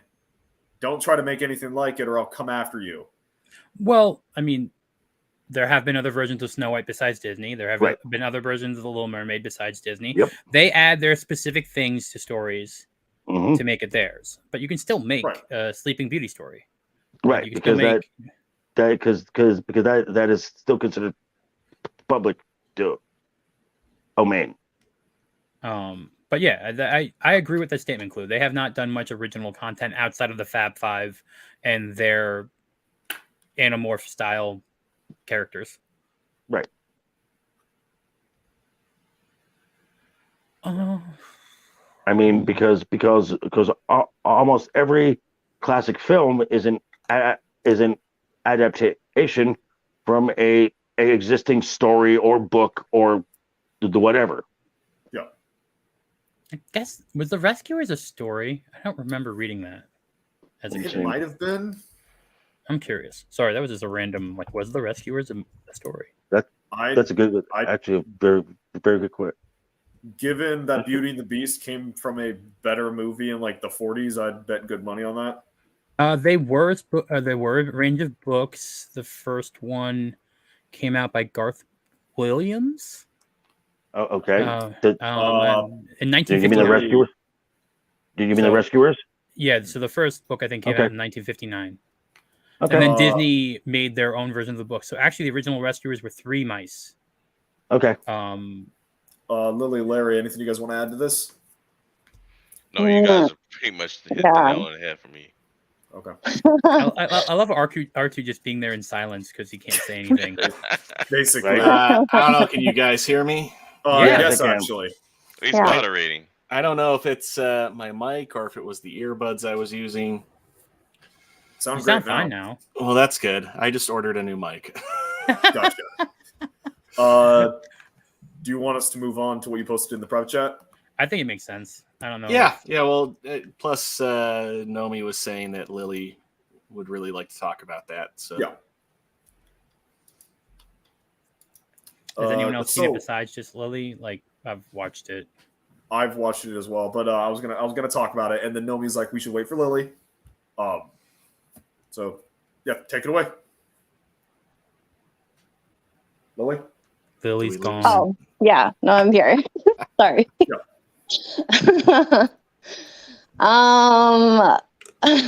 What were we talking about? Sorry, it's because I was One replying Piece. to Sebu We're in the. moving over to One Piece. Oh, okay. Well, I have been seeing it around, and I was like, I don't know if I'm gonna like this because I don't really watch anime. I know, big shock. But then I think Mag started talking about it. I saw several people posting about it, and I was like, you know what? I'll give it a shot. So I got through 4 episodes yesterday, and it's so good. Yeah.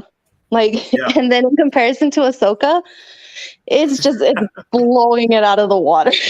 It's got the same level of production value put into it, but a lot more creativity. Like just the different designs of like the different ships that you encounter are so freaking cool. Like the Vice Admiral ship, like that ironclad looking thing, so freaking good. Thanks for joining us in the chat tonight, Sam. Appreciate it. See you later, Sam. Thanks, Sam. Have a good night. And then what I was the most impressed about is how they introduce you to all the characters and how they slowly start telling you their stories, which I'm like, really? They should have done something like this in Ahsoka because no one, like, if you haven't followed all the, like, the cartoons and stuff, you're not going to know who anyone is.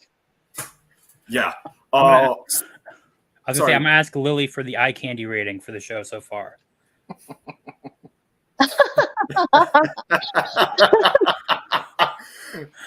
I mean, Oh my God. I mean, Zorro's a nice looking dude. Yeah, Buggy- I think he's the cutest one in the show. Buggy better at least be considered at like average. No, he's very good looking. He's I the mean, first come on, one give that I was Shanks like, the "Oh, chance. cute." No, I meant the clown. The clown's In real life, he's very handsome, but I mean, on the show, yeah, they made him weird looking. So. He's weird looking in the animated show. But yeah, no, it's because it's because I don't know how old everyone is, and I'm like, ew, I don't want to be like crushing on like a 18-year-old. Luffy's 15, I think. I think there were some complaints that they aged some characters. Like I think they aged the red. Crap. I practiced her name specifically for the show, for the stream. I can't remember her name. The hot redhead. Fuck, I hope she's 18. No, I think it's Nomi. Nami? Nami. Wait. No, I thought you said her name was Nabi. No, Well, the actor who plays Nami is 30 years old. Yeah, I think that was a complaint. As like, I think they got the actress and then they had to age her up because she didn't look like a teenager. I think is what happened. Luffy's supposed to be 17 in the live action show, so they wanted to make sure he wasn't younger. So I think he's 15 or younger in the anime and manga. Yeah. So I think they wanted to age him up so if there was any romantic things, it's not creepy. I guess 17's a little bit. Yeah, 17's fair, and also it's easier to get a 17-year-old, a guy who looks 17 that can act than a guy who looks 15. Hey Zort, how you doing? He's okay. He's on the wrong shoulder because I have a spider bite on this one, so I'm totally very awkward right now. Totally fine, man. Yeah, no, I binged all 8 episodes yesterday. Don't ask how well studying went. As I mentioned previously, my only real issue. Yes, JV's back. My only real issue is what you're God in heaven have when trying to adapt an anime to a live action. There are certain things that just don't go one-to-one. Just like if you tried to adapt a full live action show to animation, there's going to be some aspects that you can't really do very well. I will say, and this is just because I am an absolute. I don't really like how they're glorifying piracy. Just like this absolute glorification of what are brutal killers. Though the show does comment on that, like good pirates, bad pirates. So well, Luffy never kills. Luffy never kills, but the term pirate is associated with some pretty fucked up shit, and I don't know. They do take an effort for Luffy to go like, well, I'm not that kind of pirate, so it just means something different in that world, just like Marine in that world means something different, I guess. I don't know. But it's because sometimes when you're watching entertainment, you can't think about it that deeply. You watch Pirates of the Caribbean? Do you like Pirates of the Caribbean? Like, just don't think about it. Do you play Assassin's Creed, Black Flag? Yeah, because essentially, essentially, like Jack does all this messed up stuff, but you're still like cheering him on. Yeah, well, he is Captain Jack Sparrow. So that's why, when you're watching stuff like this, you just have to kind of disconnect and be like, okay, whatever. I mean, if you think about it this way, he's more of a privateer than a pirate. Yeah, that's the justification I was giving myself. He's a corsair at worst, a privateer at most likely. Because if you look at what they do, most of the time they just go somewhere and help a town. Like, oh, this town's in trouble. Have you read the manga or watched the anime? I didn't get into the anime because I was told it takes 384 episodes to get good, and I just didn't have that time. Yeah. I don't think they'll ever get to where it really is right now. We're never going to get Gear 4 or Gear 5. We're never going to get there with Netflix because it's going to take, I think it's season 30 or 40, whatever it is. Oh my God. Like, this thing's been going on since like a long show. 2001. Isn't the manga still being written? Yes. Yeah. Wow. And not like in the way Berserk is, where Miura had to take like long hiatuses and R.I.P. No, they are cranking that out because it's one of it's Shonen Jump, right? Or the Toho. Shonen is for teenage boys, Seinen is for adults, and then I don't remember what the there's 1,071 episodes. Put it this way: Dragon Ball Z only has 291. That's the next closest thing. Hold on. Supernatural episode count. Hold on. Yeah, somebody on Twitter commented and they were like, that episode count. somebody on Twitter commented to me and they were like, "Oh, if you're gonna start watching the anime, this is how I would break it down." And I'm like, I don't think I'm going to. 1,000 Like, episodes, and it's so still many getting episodes. fucking made. I don't think I have time for that. The first episode of One Piece aired October 20th, 1991. 1999, Oh my sorry. gosh. So I think it's older than you should do, or Shadow. Yes, Claw. most things in this world are older than me. And It's probably older than me. I can't. I mean, it's got to be the longest running animation. It has beat Simpsons. Good lord. Well, Simpsons came out in '89. Yeah, Right. but Yeah, I how think many Simpsons episodes are is there like in the Simpsons? one thing that challenges it. Yeah, no, I'll stick to the Netflix show. Yeah, because the Okay, I would so- say if you started episode 200. Sorry, JV. So really quick, can everyone hear me? Yeah, Okay. Yeah. you're good. Okay, because Simpsons is only 750 episodes. I had to grab my secondary mic, replug it in, plug in new ports and whatnot, and it was a big old clusterfuck. You sound fine. Thank you. Okay, good. So I will say it's probably the longest running animated series, because Simpsons was the American one is 750 episodes. They still have, I don't know, 20 years to catch up. Yeesh. Wasn't the Simpsons Yeah, also no. canceled for a period of time? What? Or am I thinking of? There's like one like a massive American animation that was like it had like 5 seasons and then it was canceled and then they brought it back and then it was canceled and then it's been on. King of the Hill? Family Guy? Maybe? Family Guy, maybe? It might have been Family What? Guy. I don't think it was King of the What Hill. I know the that's hell? getting rebooted. Aren't they bringing Damn it, King of the Hill Bobby. back? Well, Damn it, they Bobby. talk about rebooting it, but now that Dale is dead, What the hell? Is that JV? Mm-hmm. Gotcha. I know you got a voice range. I just didn't know. Your lips weren't moving, so I couldn't tell. Hey, Just let you know. Don't You worry. did- Just don't make me angry. I was so very angry. All right. Hit you with the P-35 space modulator, and you'll go boom. Is that What? Is that Marvin the Martian? Yes, it is. Yeah. Oh.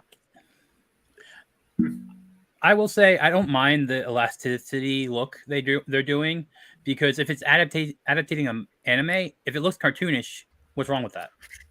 It's not that it's cartoonish. It's just like it's uncanny valley for me. It's like part of my brain is like that's not natural. Like it. Yeah, it puts it's me not into, like, supposed to be. Right, I know it's Okay. not. It puts me into more of like I think it might have been Sam. It might have been someone else. Yes. Again, most things are older than me. It might have been Sam. It might have been someone else. But it looks like body horror. At least to me, Okay. it looks like. And that person, it looks Okay, like body Clue. horror. Oh, it's cool. And Clue, Snagglepuss is kind of close because Snagglepuss is heavens to Murgatroyd. Participants even exit stage left already. I don't know who that character is, and I don't. Okay. know. Jesus, You need to watch your fucking Hanna Christ. Barbera. Yeah, You need to watch your Hanna Barbera right now. Go to your Classic cartoons. Oh, yeah, I'm in my. I'm in my. go No, download the Shadow. Boomerang app and You start watching guys. it. Hello. Okay, well, Left Shadow. at least, Hello. at Hey, least, Lily. Hi, Hello, Lily. Lily. Hello. Hello. Hi, Lily. Think McFly, think. So at back least, to at One least Piece. Shadow. Okay, well, at least Shadow is out of the closet. So Yeah. Okay, so I was gonna say that no, I like that because, like you said, remember how you like the different designs of the ships and everything? It's that world that they're in. Everything doesn't make sense because it's not real. so Yeah. No. I understand that. I love the whole look of it. Oh, like it's absolutely amazing. It's just like there are things that look better in anime than they do in live action. It's not like, oh, this is unwatchable. It's just like them being as faithful as they can hurts in some ways, but I'm not going to belittle them for that. And I apologize if I've been coming off like I haven't been watching it and been like, "Ooh, that's weird." Like they should only do that in anime. Like I think they're doing it very well. It's better than what Miss Marvel did, where it it's made better white than constructs. well. And from what I have heard, it is better than the Cowboy Bebop live Well, Cowboy Bebop didn't have the It's creator so involved. much better. They haven't had a character stick their hand in a tree and pull out like a fistful of reproductive Jizz. fluid. Jeez. Yeah.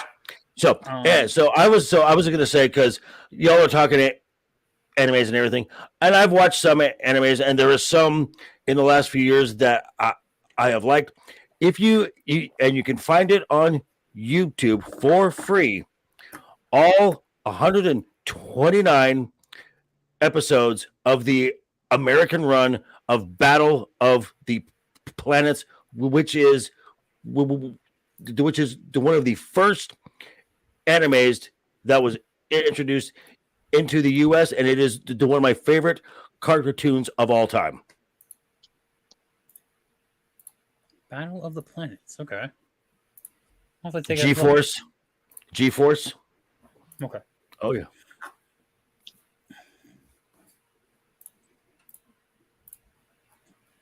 I know who Snagglepuss was. Zillage or Zilage? Right? I don't know how to say your name. Zillage. It's Zillage. Zillage. Okay. And of course, I know because I'm the oldest person here. So, yeah. Hanna-Barbera, like, yes, Hanna-Barbera had so many. Hong Kong Phooey. You had Magilla Gorilla. Yeah. Yes, and the genius of Mel Blanc, the man of 1,000 voices. That guy was Hanna-Barbera was better. Hanna-Barbera was better than Looney Tunes. I'm gonna tell it right now. I think Hanna-Barbera. Oh wait, down.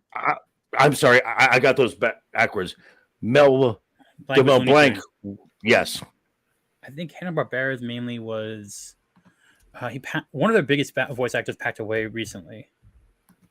Oh yeah, I think around the same time.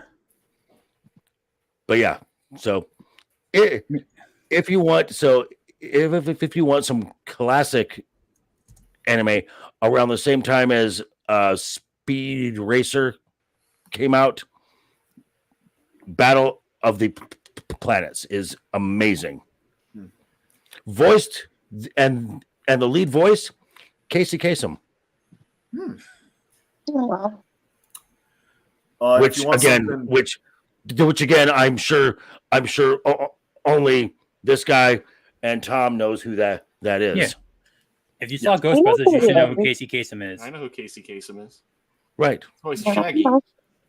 Right, exactly. You're Shaggy. And now back to the countdown. Wait, that was a little more Don LaFontaine, sorry. In a world where freedom is gone, one man stands alone. And that man is me. Or it starts off with "in a world." Yes, in a world. Oh, such a talent. Such a talent. I forgot Scatman Crothers was part of Hanna-Barbera. Okay. Sorry. I go tangents I don't know right if my voice will let me do all those different voices. My voice is too deep.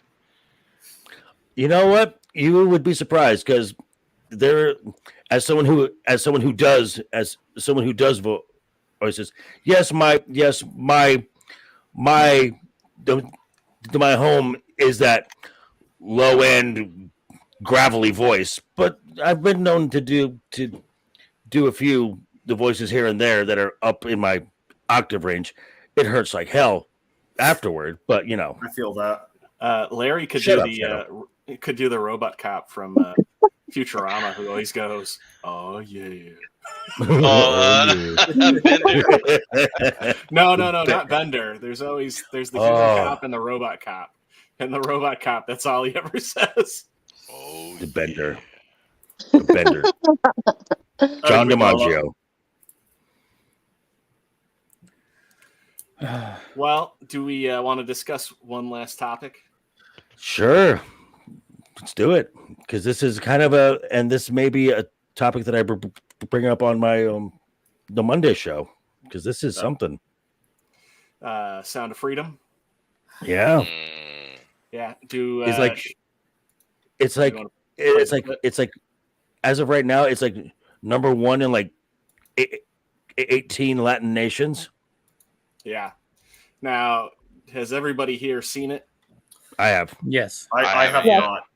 I still I have saw not. I missed the chance to see it in theaters, and I'm not going to Corsair Bay for it because I want to actually support it. I'm waiting to find it on a streaming service. It's gonna. Yeah, good luck with that. It will not be on streaming service. You're gonna. I have to know buy it it will, digital. but I That is don't want to never coming to I streaming. don't want to Corsair Bay Yeah. it because I respect the No, people who made it. it'll too much. be Well, on you better digital go- platforms. It won't be on streaming. You can donate to them if you want to do that. So basically, if you don't want to like buy a ticket because you missed your chance, you can donate it and then watch it somewhere else. Yeah, because I That's true. donated 2 Right. tickets to High seas. Latin America theaters. Well, when High it seas, becomes baby. available for home video, I mean, buy it. I mean, that's Right. another way to support it. I think Daily Wire Yep. did their videos direct to consumer through their own purchasing thing at some point for Terror on the Prairie. I thought. not And yet. you can also get them on their streaming service. So actually, What streaming service? Daily. I Daily was saying, Wire. I'm Oh, surprised Daily Daily Wire Wire. didn't try to. Daily Wire is all out of whack. I'm sorry. I agree. used to like them. I used to like them, and Me too. right now- They were- right I, now I, the I only agree with JV. the only good thing coming out of there is Brett. That's it. Yeah. I wouldn't be surprised if I like Michael Knowles too. He doesn't seem to go too crazy most of the He time. preaches. He I wouldn't be preaches. surprised if Brett leaves because she's bigger than everyone else probably right now, Exactly. and she's more palatable to a wider audience. Mm-hmm. My biggest issue with the Daily Wire is like Ben? they're if you look at what they're doing, they're clearly a business trying to make money, which I don't have an issue with that. Just stop claiming you're trying to you're the tip of the spear in the culture war. No, you're fucking not. Just No. be honest. Like don't propagandize this crisis we're in to make a quick buck. Be open that hey, we're gonna make stuff that isn't polluted by Hollywood, but we're not trying to redefine the cultural war. We're not the saviors of the culture war because you're fucking not. Yeah, I'm gonna leave it there before I start getting into some really stuff. And I'm going to say it right now. I can still see Sound of Freedom here in Florida, so it might still be in theaters. I can go to Orlando right now and see Sound of Yeah, Freedom. they're still showing it over here in my theaters too. So Okay. Shadow, you may want to go look to see. You might want to look. Check Okay. your Yeah, Shadow, you check may your- want to make an attempt, actually. check your AMC apps. And Alright. according to the direct, Sound of Freedom will reportedly be available to purchase on digital platforms on September 15th. So in like In a A week. week. In a week. Yeah. So you can either see it in theaters or wait a week and buy it that way. I mean, I got nothing to do tomorrow, and this ticket's like $8, so I might as well just go to one on Saturday. Yeah. There Yeah. you go. That tells I me you think didn't it's- try that hard, Shadow. You just Right, exactly. Well, no, so it was And then like and then people it's were making a probably big better deal. to watch it. It's probably better to watch it in the theater too because Yeah. I think not being able to pause it and get up and like do other things and whatever, Right. Makes the it's more experience. impactful that way. And I will say this: I have not been moved in a film for a long time, and this was powerful. This is a it's hard to powerful watch. film. It's hard. It to is watch. hard to watch. It's well, I was gonna say as a parent. it Oh, is yeah. a tough thing. I R2, I can only imagine what you were going through. I'm watching, just a story being told. So yeah, I mean, as a parent, it's Terrifying. I mean, it truly is. And And it is. I mean, Lily, and see, and Lily, you're close, and you are close to you live close to the Mexican American border, right? Yeah, I do. So I am sure that is not. So I am sure that kind of hits close to home, because I'm sure that's something that goes on right under everyone's nose. Oh yeah, I'm sure it's something that happens all the time. I mean, we don't hear about it obviously, and right now our borders are wide Government. open for everybody to Mhm. march in. So yeah. And being shipped off to New York. I mean, I can't say that you'll be triggered by it, but I would you say it's a certainly hard watch, it will probably. make you Think. far more It'll make you think. cautious. And Yes. I mean, it'll certainly have you trust other people even less. But at the same time, I mean, I won't ruin anything, but I will say, for as tough as some of the moments are in the film does have a happy ending to it. And yeah, I mean, every parent should watch it, and even too, depending on your kid and their age and how they handle things, I mean, even your kids should watch it, depending on them and how you feel that they can handle things. I think every human should watch this. Just if you have a soul, you should watch this film. I think it should be in schools to watch. Like it should be a movie when you get to high school or whatever. But I'll give you an example. Like my son, right now, like that's not a movie for him to watch. Right? No, he needs to be like 14, 15. Not quite yet, but I mean, like 11 or 12 would probably be kind of like the youngest in terms of, I think, being able to like understand it and not. I could see like him just being very freaked out by it, because then with how he is, he'd be like, oh my God, somebody's going to try and kidnap me. Is that what you're trying to tell me? He would take it to the extreme. But it's not like a Hollywood movie. It's not like a Hollywood movie with a kidnapping. No. There's some type of, levity to any of it type of deal. Like you see movies from the 80s and 90s that were kidnapping movies, and there's some humor or something put in there to make the audience feel at ease for a little bit. There's none of that. No, the closest, there's not a lot. There was one film that I saw that is a kidnapping plot film that is just a messed up film, and that would be Man on Fire with Denzel. Yeah. Oh yeah. Not a feel good film. No, it isn't. No. No. But very good film. Yeah. Mm-hmm. Yeah. Going back to like the topic that brought it up. Oh, sorry, Lily. Oh no, I was just saying because it's Denzel too. I like Denzel. Gotcha. He's cool. Yeah. Yeah. Going back to like the topic that brought this up about how the Department of Defense banned this on military bases, but they allow drag queen story hour, I think was what it was specifically. Yeah. So today there was a report from Jack Posobiec that the DoD banned the Sound of Freedom on bases, but welcomes family drag shows. And, it just says a lot that how could you support one thing and ban another? I grew up on military bases. Like this is something that would have impacted, this is something that would have impacted me. This is something that would have impacted my family had this type of shit been going on like 5, 6, like a decade ago. And this makes my blood absolutely fucking boil, because those are like, they're not big space. I mean, they're relatively big, but there's also specific areas where families go and families congregate. So if you have a drag queen hour, that's something kids are gonna see no matter what. It's like a small town type thing. Yeah, it is. Question: do you think I'm not condoning what they did, but do you think it's more about not triggering any PTSD type of deal with that type of movie? I legitimately don't know if there's a no. I'm going to say no on that. No, because I know as somebody who served and lived on several bases while serving. No, that's about an agenda. That the fact that guy allowed that tells me somebody above him ordered him to allow that and to ban Sound of Freedom. I guarantee that didn't just start with whoever made the decision to allow. I guarantee you it can't be above him. Yeah, and to reinforce what Larry's saying, when my family was living in Pensacola, Florida, they've got the I don't remember what it like. It would be like them being like, you can't show Schindler's List on an army base.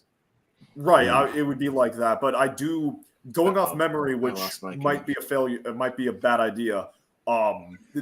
Some of the displays in the I'm forgetting it. It's in Pensacola, Florida. There is a naval history museum. I'm forgetting the specific name of it.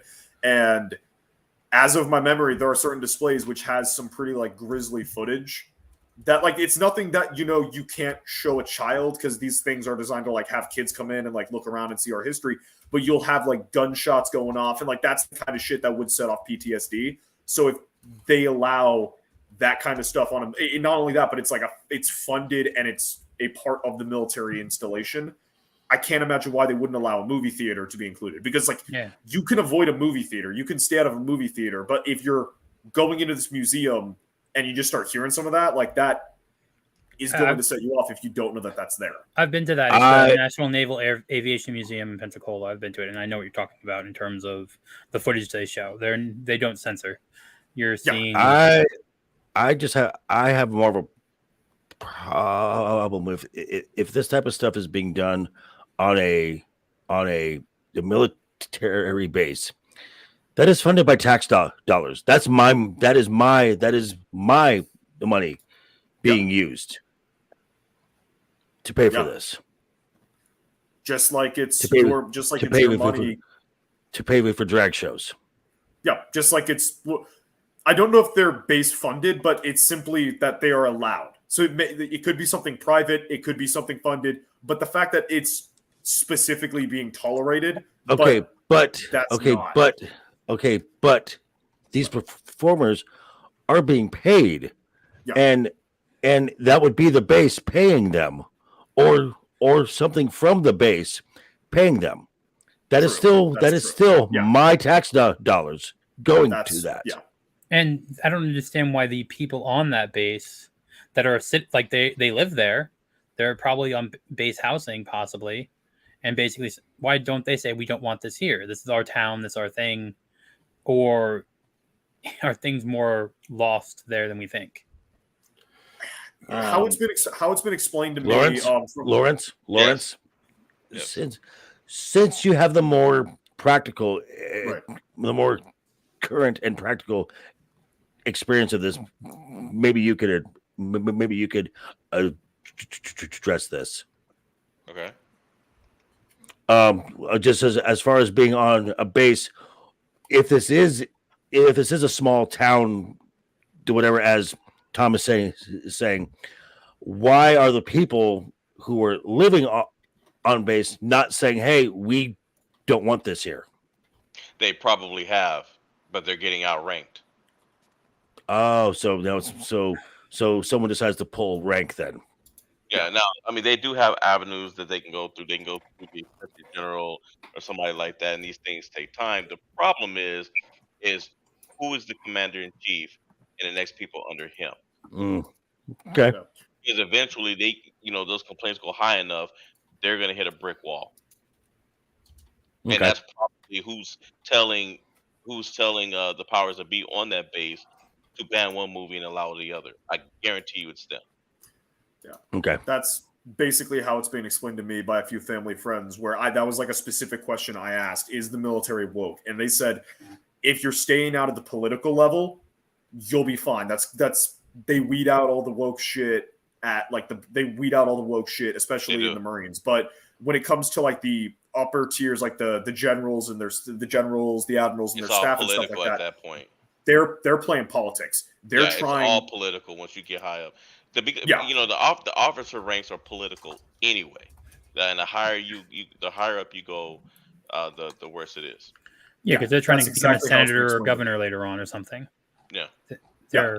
Or you get a good retirement deal, or you get like a job within like one of the intelligence agencies, like lobbying, the CIA, FBI, that type of shit. Lobbying those companies. Yeah, it's a reality. It's a thing that's always going to happen when you have politics involved. But the fact that you've got social degeneracy is a method that's being used to basically get points with the reigning political system.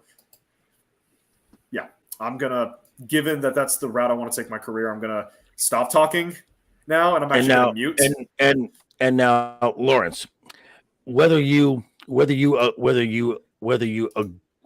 agree with the politics or not. So let's say let's say there's a political shift in the next election. Are the political ideologies on a base going to shift, or or is the current message an agenda so entrenched that it's good that it's still there? It'll shift immediately, and anyone who refuses to adapt will be booted. Okay. Gotcha. What's up, Carrie? Howdy, Carrie. Yeah, incredibly late and incredibly gay, man. Hey, Queen Love. Just like Shadow. I showed up on time. But you're gay. Walked out of the closet, so I can't really defend that.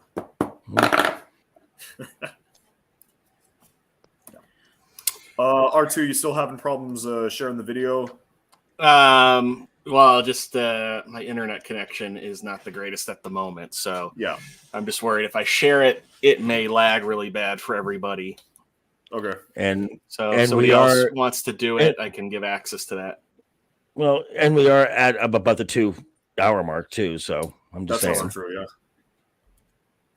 Well, we can do this then. Bear with me one moment. Understood. One more time. So this is kind of lazy, but anybody who does want to go check out Thanks, this Tom. clip, we were going to show. One more time. I went ahead and I just threw the link in the chat, so if you Gotcha. click on it I'll afterwards, copy that to mine. and you can check it out. But yeah, you are right, JB. We are on that 2-hour mark, so. Yeah. So I do appreciate you guys all joining us here tonight. This was a lot of fun. Definitely. Hopefully I did a decent job filling in for Mr. Ryan. You were fine, sir. You were great. Okay. You were a great guest host. Oh, well, thank you. We found the rails again, surprisingly. We didn't go off the rails. I wasn't in the chat though to make the show go off the rails. That is true. Artu's more not mischievous you. when he's It's not typically a on the combination of screen. Ryan and Sam. Yeah. I cause a lot more trouble when True when I'm story. not on camera. Well, before we say goodnight, let's go around. If anybody wants to share what they got going on for upcoming shows, I do know, right, Larry, you've got something coming up tonight, or is it tomorrow? Tonight, I have Abyssal Musings with Know Me Without You and Samuel the Infamous. I'll also be on Netter's Network on September 28th. Nice. Nice. Yeah, thank you. Very I'll be cool. discussing my upcoming the content that I'm working on for my channel. Well, I believe She- you can find links She to and Troy your are channel. great. I was gonna say there should be links to your channel in the description. So yeah, if anybody wants Yes. to check out Larry later tonight, And then- mine as well. So yes, Yeah. yes. Tom, how about you, sir? Well, I'm going to be on Hypnotic tomorrow at 8 p.m. nice. for his stream. I might be doing something breaking down D23 tomorrow if I'm awake. Honestly, I thought Joker was actually looking like Joker for a little bit. Whatever they'll have me on, I'm seeing things. So, He does have green hair right now. Well, Tom. To be fair, the last time I was on your show, I did look. yeah. But so I might reach out to some people for doing like an early afternoon stream tomorrow about D23. It's 8:30 in the morning. I hate that. Like that's way too early. Rumors are already being dropped, so and all of them are dumb. Like another hotel. They don't need more hotels. They have enough hotels. But They should do a Star Wars hotel. $400 million write down. $400 million. I haven't. I've heard some musings might be happening there. Do we know what they're using the building for now, or is it just like sitting there Nothing. rotting? The permits have been filed. It's sitting. The Okay. permits have been filed with the new The state of forest Florida. board, whatever it is now. Okay. Which, that- which, oh my gosh, folks! If you want to know any more about that legal, the mindset, watch that channel because that guy used to sit across the table from Disney. Yeah, he knows his stuff about the Florida law, especially around special districts. Yes. I've been watching his stuff religiously over the past couple of months. Right? Exactly. It's good, and it is good stuff too. But besides that, I'm waiting until next week to do a 2K celebration stream. I'm hoping by then it'll be at 2100. It'll just be a 2100 celebration. Did you just say 2 gay celebrations? 2K. I'm on 2 different types of medications. Leave me a break. Wow. Leave me a break. So I'm gonna wait a week or so. Have Zort talk next time. Yeah. He's on the wrong shoulder. It feels all off. It's like sleeping on the wrong side of the bed. It just doesn't work right. Okay, that got awkward really quick. What? Like you have the side of the bed you normally sleep on, especially if you're a couple, man. You have to have those sides. You're not making it the better, Tom. This is not improving. That you're cheating on the trees with Zort. Is that what we're hearing? Problem is, I have a Groot here too. Isn't Zort an animal? No. All right, I'm gonna shut up now. Bye. Okay, kid. How about you? What do you have going on? Concise. Do you have like a Minecraft? I thought he said JV. Tomorrow I'll be dropping a comparison between Xeno the Warrior Princess and Ahsoka as stoic female character shows. Monday night you'll find me back on this channel at 7:30 Central. I forgot what time zone Ryan uses for Game of Thrones. We are on season 5, episode 4, right? Yeah, episode 4. And then you can catch me back over here same time next week for Friday Night's Royal Rumble with most of these lovely gentlemen, with Lily, with Nomi, everyone who knows who else will be showing up. And yeah, that's about it. Hey, Shadow, it's Mountain Time. If you look in the Mountain Time top left corner of okay, so that would be the screen, 6 you'll p.m. see. Mountain Time, right? He's in our time now. Yeah. Okay, so 6 p.m. Mountain Time. Yeah. There we go. Sorry. Alrighty. And Lily, how about you? So Monday I'll be back here again, like Shadow just said. So we're going over Game of Thrones, and then Friday I'll be back here again with you guys too. And Thursday is going to be episode 2 of Dames and Dorks with Nomi and a lot of the other really great women here. So we're there with Mags and Nadia and Dr. Rachel. So check it out. Very cool. Very cool. And Mr. JV. All right. So I got nothing the weekend, except next weekend. Next weekend, a week from Saturday, I'll be on with this guy and JDT and Mr. Beard of Liberty. We will be doing fan casting. If we were in charge of a live action Thundercats film, who we would cast. That's going to be fun. And whatever pop culture comes up during then. Right, exactly. And the Monday, Game of Thrones. Thursday, I will be on with Roman of the Empire talking about episode 5 of Ahsoka. And back here Friday for Friday Night's Royal Rumble. And then my normal Monday, Wednesday, and Friday videos as well. This is Ryan's channel. No one gives 2 shits about Ryan because that's why he had R2 here. And thank you, chat. Thank you, panels. And I get to say good night to everyone by saying toodles. Well, don't I get to say what's going on with me? No. No, okay. No. Come on, he's a guest. JV, let him. I end the show. You can end it after R2 says what he needs to say. I end the show. I can boot JV out of here. I have the power. Yeah, you're gonna have to repeat all of that all over again, JB. Well, you just have to say toodles. Yeah. I'm R2 for the weekend. And my info is not in the description. Ryan forgot to put it in there, so I'm going to share the link to all the links where you can find me. I've got a great co-host over there, JT Gunn. This upcoming week, we're going to be dropping reviews for Back to School and the Breakfast Club. September is a whole school-themed week over on our channel, so stay tuned for that. We usually have new episodes drop Monday evening at 8 p.m. Central Time. So, yep, you can find us there. And what's going on again, JV? Next Saturday, this Saturday, after live action the Thundercats casting. That's the show, folks. Thanks for stopping by. Toodles. Bye.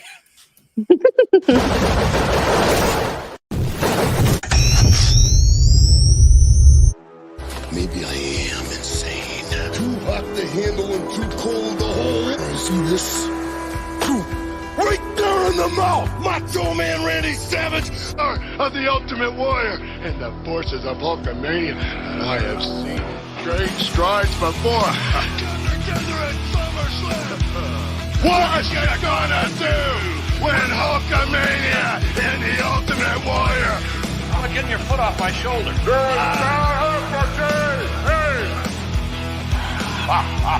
Well, there you have it. I still haven't found. He is the next champion. Don't worry about Vanna White.